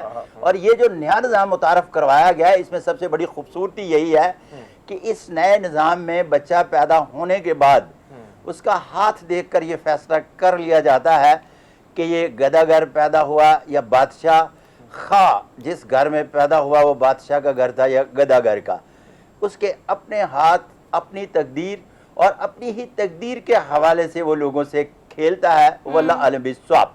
अब आपके आते हैं हरमीत दूसरा सवाल जी। अच्छा, अब उन्होंने दूसरा सवाल जो सियासत के हवाले से किया है वो ये है कि इस वक्त पूरे पाकिस्तान में जो अफरत तफरी और बेचारी का आलम चल रहा है उसमें एक बात तो लिख लीजिए कि खान साहब जो है ना, वो मेरा एक बयानिया चल रहा है, मैं उसी बयानिया को कंटिन्यू करूंगा कि वो जेल जाने से घबराते हैं और इसमें कोई दूसरी राय नहीं।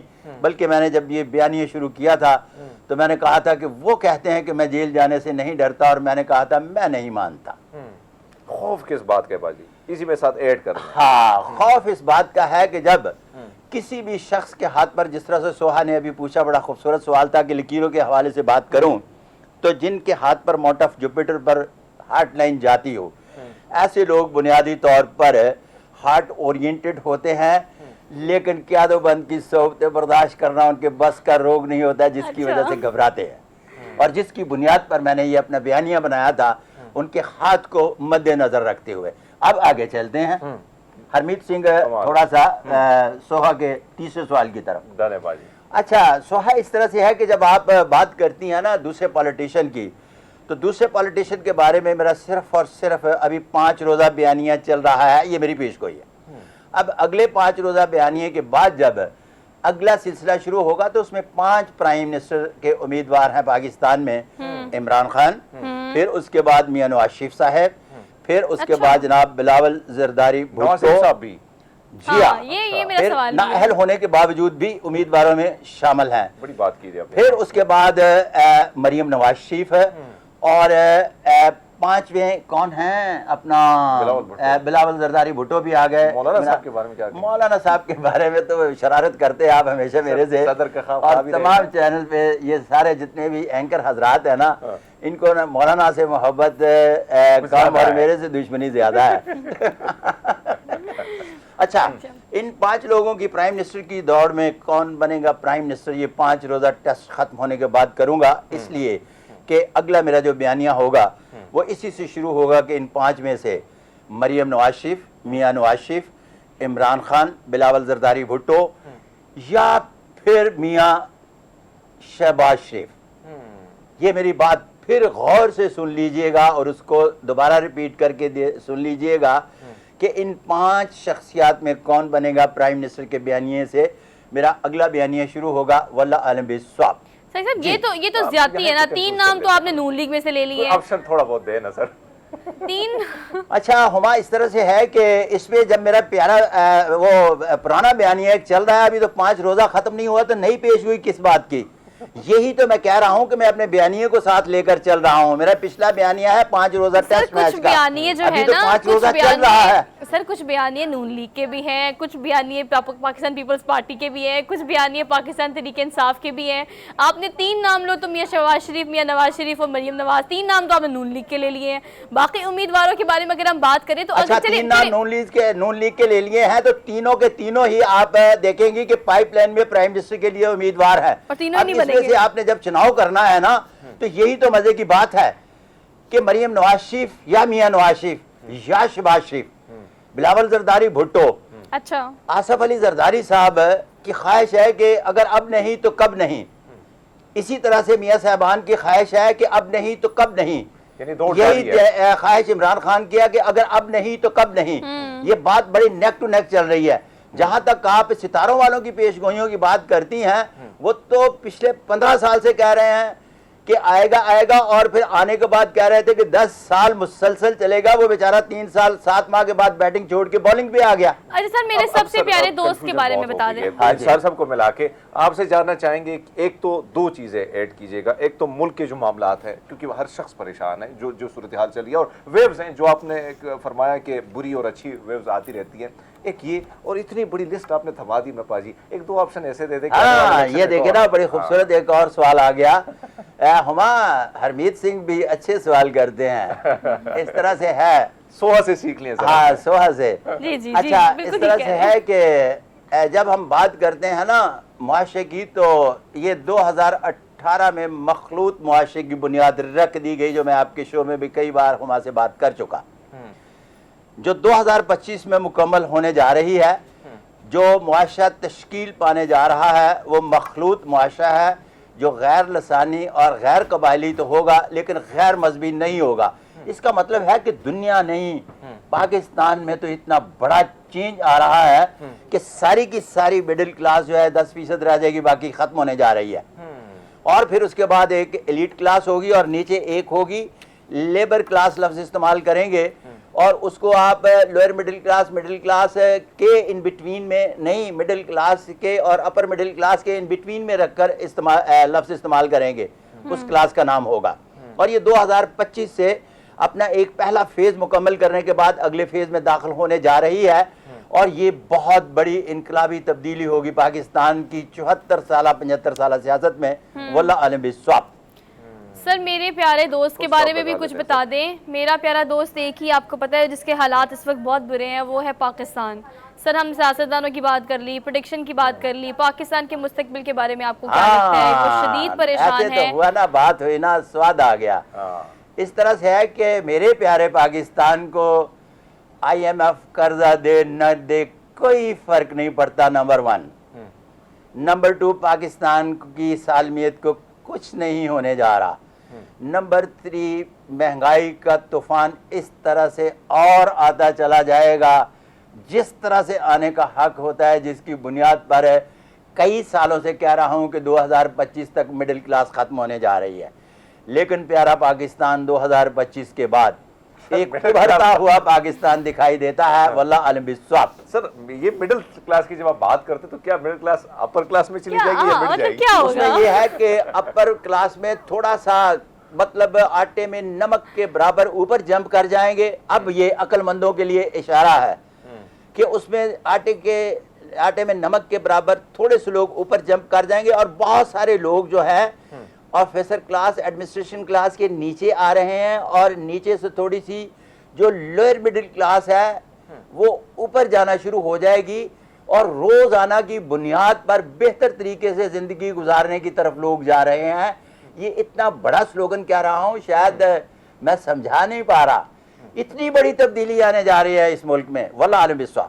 अच्छा सर, जिस तरह आप इशारा दे रहे हैं कि कहीं ना कहीं इनकलाब बर्पा हो रहा हो गया है और इसने शुरुआत हो गई अपने, मेरा मतलब है मखलूत मुआशरे की बुनियाद को मुकम्मल कर देनी है। चेहरे हैं ना, इनकी बात जब हम करते हैं तो कहीं ना कहीं लोग, बहुत सारे लोग मायूस भी हैं, थके भी हैं। खान साहब एक उम्मीद थी, उससे भी लोग थक गए बार बार उनके बयानात से, और फिर उन्होंने हुकूमत भी संभाली। कोई ऐसा लगता है कि आने वाले दिनों में कोई और ऐसा लीडर आ सकता है, कोई ऐसी पार्टी आ सकती है जो कहीं ना कहीं आवाम की उम्मीदों पर पूरा उतरे?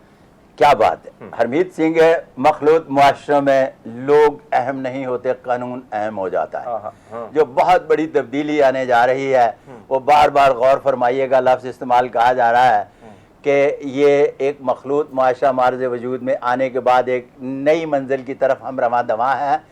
यहाँ लोगों की नहीं, कानून की हुक्मरानी होगी। जब कानून की हुक्मरानी होगी तो लोग दूसरे नंबर पर आते हैं। पाकिस्तान की 74 साल सियासत में लोग पहले नंबर पर थे, कानून दूसरे, तीसरे, चौथे, पांचवें, 10वें नंबर पर चले गया था।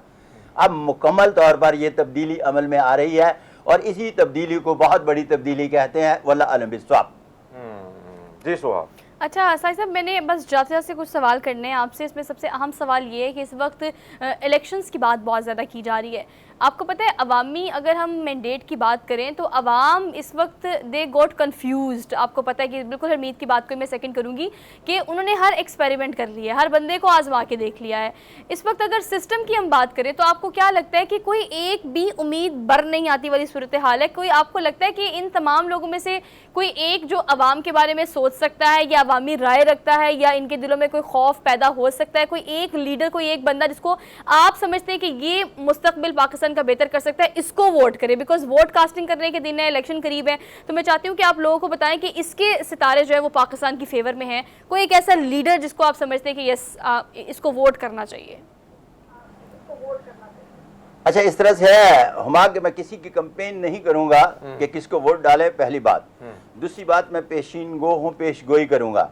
मखलूत माशरे की पेशगोई करने के बाद जब आप फरमाती हैं ना कि कौन बनेगा प्राइम मिनिस्टर, उसकी भी मैं बात कर चुका। अब और क्या कहा है सर? बहुत कुछ कहा है आपने वैसे। नहीं, मतलब हुमा ने क्या और पूछा है? हुमा ने यही सवाल किया ना कि वोट डालने के हवाले से। अच्छा, वोट डालने के हवाले से मैंने बता दिया। अच्छा, दूसरा सवाल हुमा, लड़की सोहा, आपका क्या था? मैंने पूछा ये था कि कोई लीडर का नाम बताए ना। अवाम जो है ना, दे गॉट कंफ्यूज्ड। अब वो हर बंदे अच्छा, जब लीडर की बात करते हैं तो मखलूत मुआशरे में मैंने कहा कि लीडर नहीं होते। सर वोट तो करना है ना, लीडर सर वोट तो करना है ना किसी को। तरक्की याफ्ता मुआशरे हैं। सर देखिए मेरी बात सुने, सर मेरी बात सुने, मेरी अर्ज सुन ले, मेरी अर्ज सुन ले। सर देखिए, वोट तो करना है ना किसी को। 2025 जब आता है ना तो 2025 में ट्रेंड चेंज हो रहा है। सर वोट करना है, इस दफा किसी को तो वोट करना है। हमने, मैंने, हरमीत ने, पूरी कौम दूसरी गाड़ी में बैठने जा रही है। कौन सी गाड़ी में सर? एक गाड़ी से दूसरी गाड़ी में पूरी कौम बैठने जा रही है। जब एक गाड़ी से दूसरी गाड़ी में बैठने के लिए जाते हैं तो पैदल सफर आता है।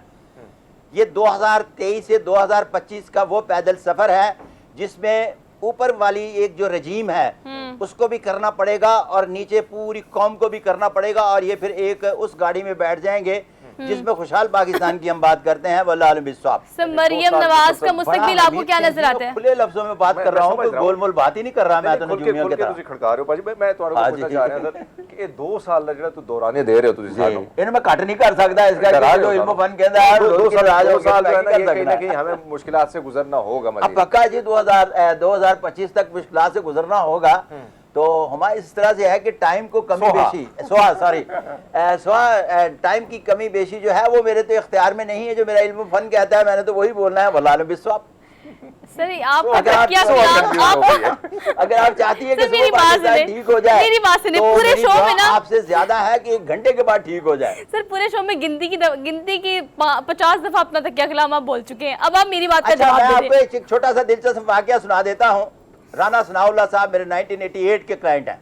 अच्छा, राना सनाउल्लाह साहब का जब मैंने फर्स्ट टाइम हाथ देखा तो मैंने कहा कि पाकिस्तान की वो मारूफ शख्सियत बनने जा रहे हैं जिसको लोग इस तरह करके देखेंगे।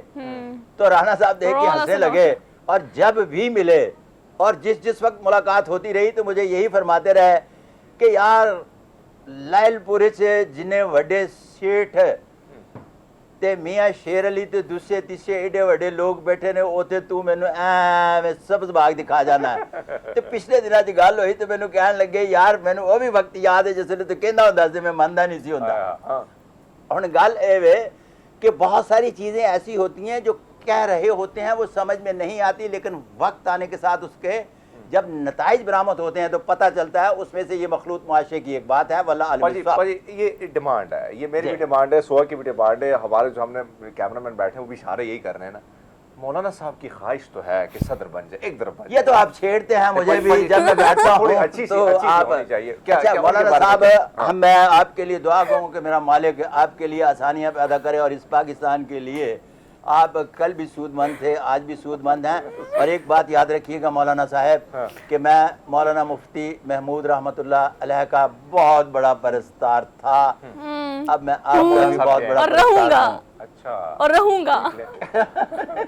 लेकिन इस बीच में सिराजुल हक साहब भी रहेगा। हाँ, अच्छा, सिराजुल हक साहब से जनाब काजी हुसैन साहब से तो मेरी बड़े मोहब्बत के रिश्ते थे, तो उनके हैंड प्रिंट भी मेरी बुक में छप चुके हैं काजी हुसैन अहमद साहब के। नहीं, आप मुझे बताएं कि आपके रिश्ते थे? अब काजी हुसैन अहमद साहब से कि मेरे मतलब अब नहीं से मुराद ये है कि मिले काफी अरसा जब हो जाए किसी भी शख्स को तो फिर दिल्ली दूरस्थ हो जाता है ना हर चीज ही।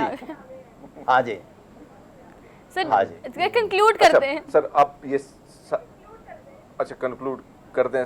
ये सारी सिचुएशन तो आपने बता दी और कहीं ना कहीं एक अभाम जो है वो रखा है आपने, और 2 साल के बाद अच्छा जी मैं आपको ये बताता चलूँ कि मैं बराह रास्त इस तरह से है कि 2025 के बाद एक खुशहाल पाकिस्तान की बुनियाद रखी जाएगी और यहाँ के जो प्राइम मिनिस्टर 2025 के बाद नजर आएंगे वो इस तरह से नजर आएंगे जिस तरह के थर्ड वर्ल्ड के प्राइम मिनिस्टर का एक स्टाइल होता था प्राइम मिनिस्टर बनने का, और प्राइम मिनिस्टर बनने के बाद चलने फिरने उठने बैठने का।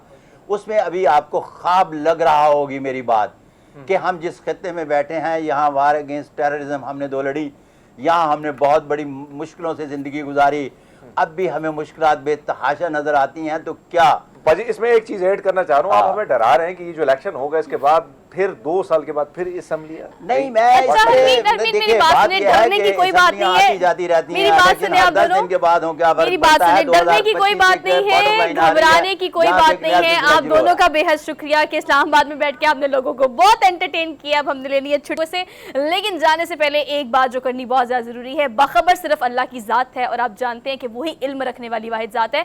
हाँ, ये इल्म जो है जिसका कुरान पाक में जिक्र है तो वो एग्जिस्ट तो करता है, सितारों का सियारों का इल्म तो है, लेकिन ये प्रेडिक्शन है, मफरूजात पर मबनी ये इल्म है। तो आपने इस पर ये वैक्यूम ज़रूर रखना है। खैर अलबत्ता हम ये दुआ करते हैं कि पाकिस्तान में ये बेहतरी में हो, जो भी हो, जैसे भी हो और जो भी करे।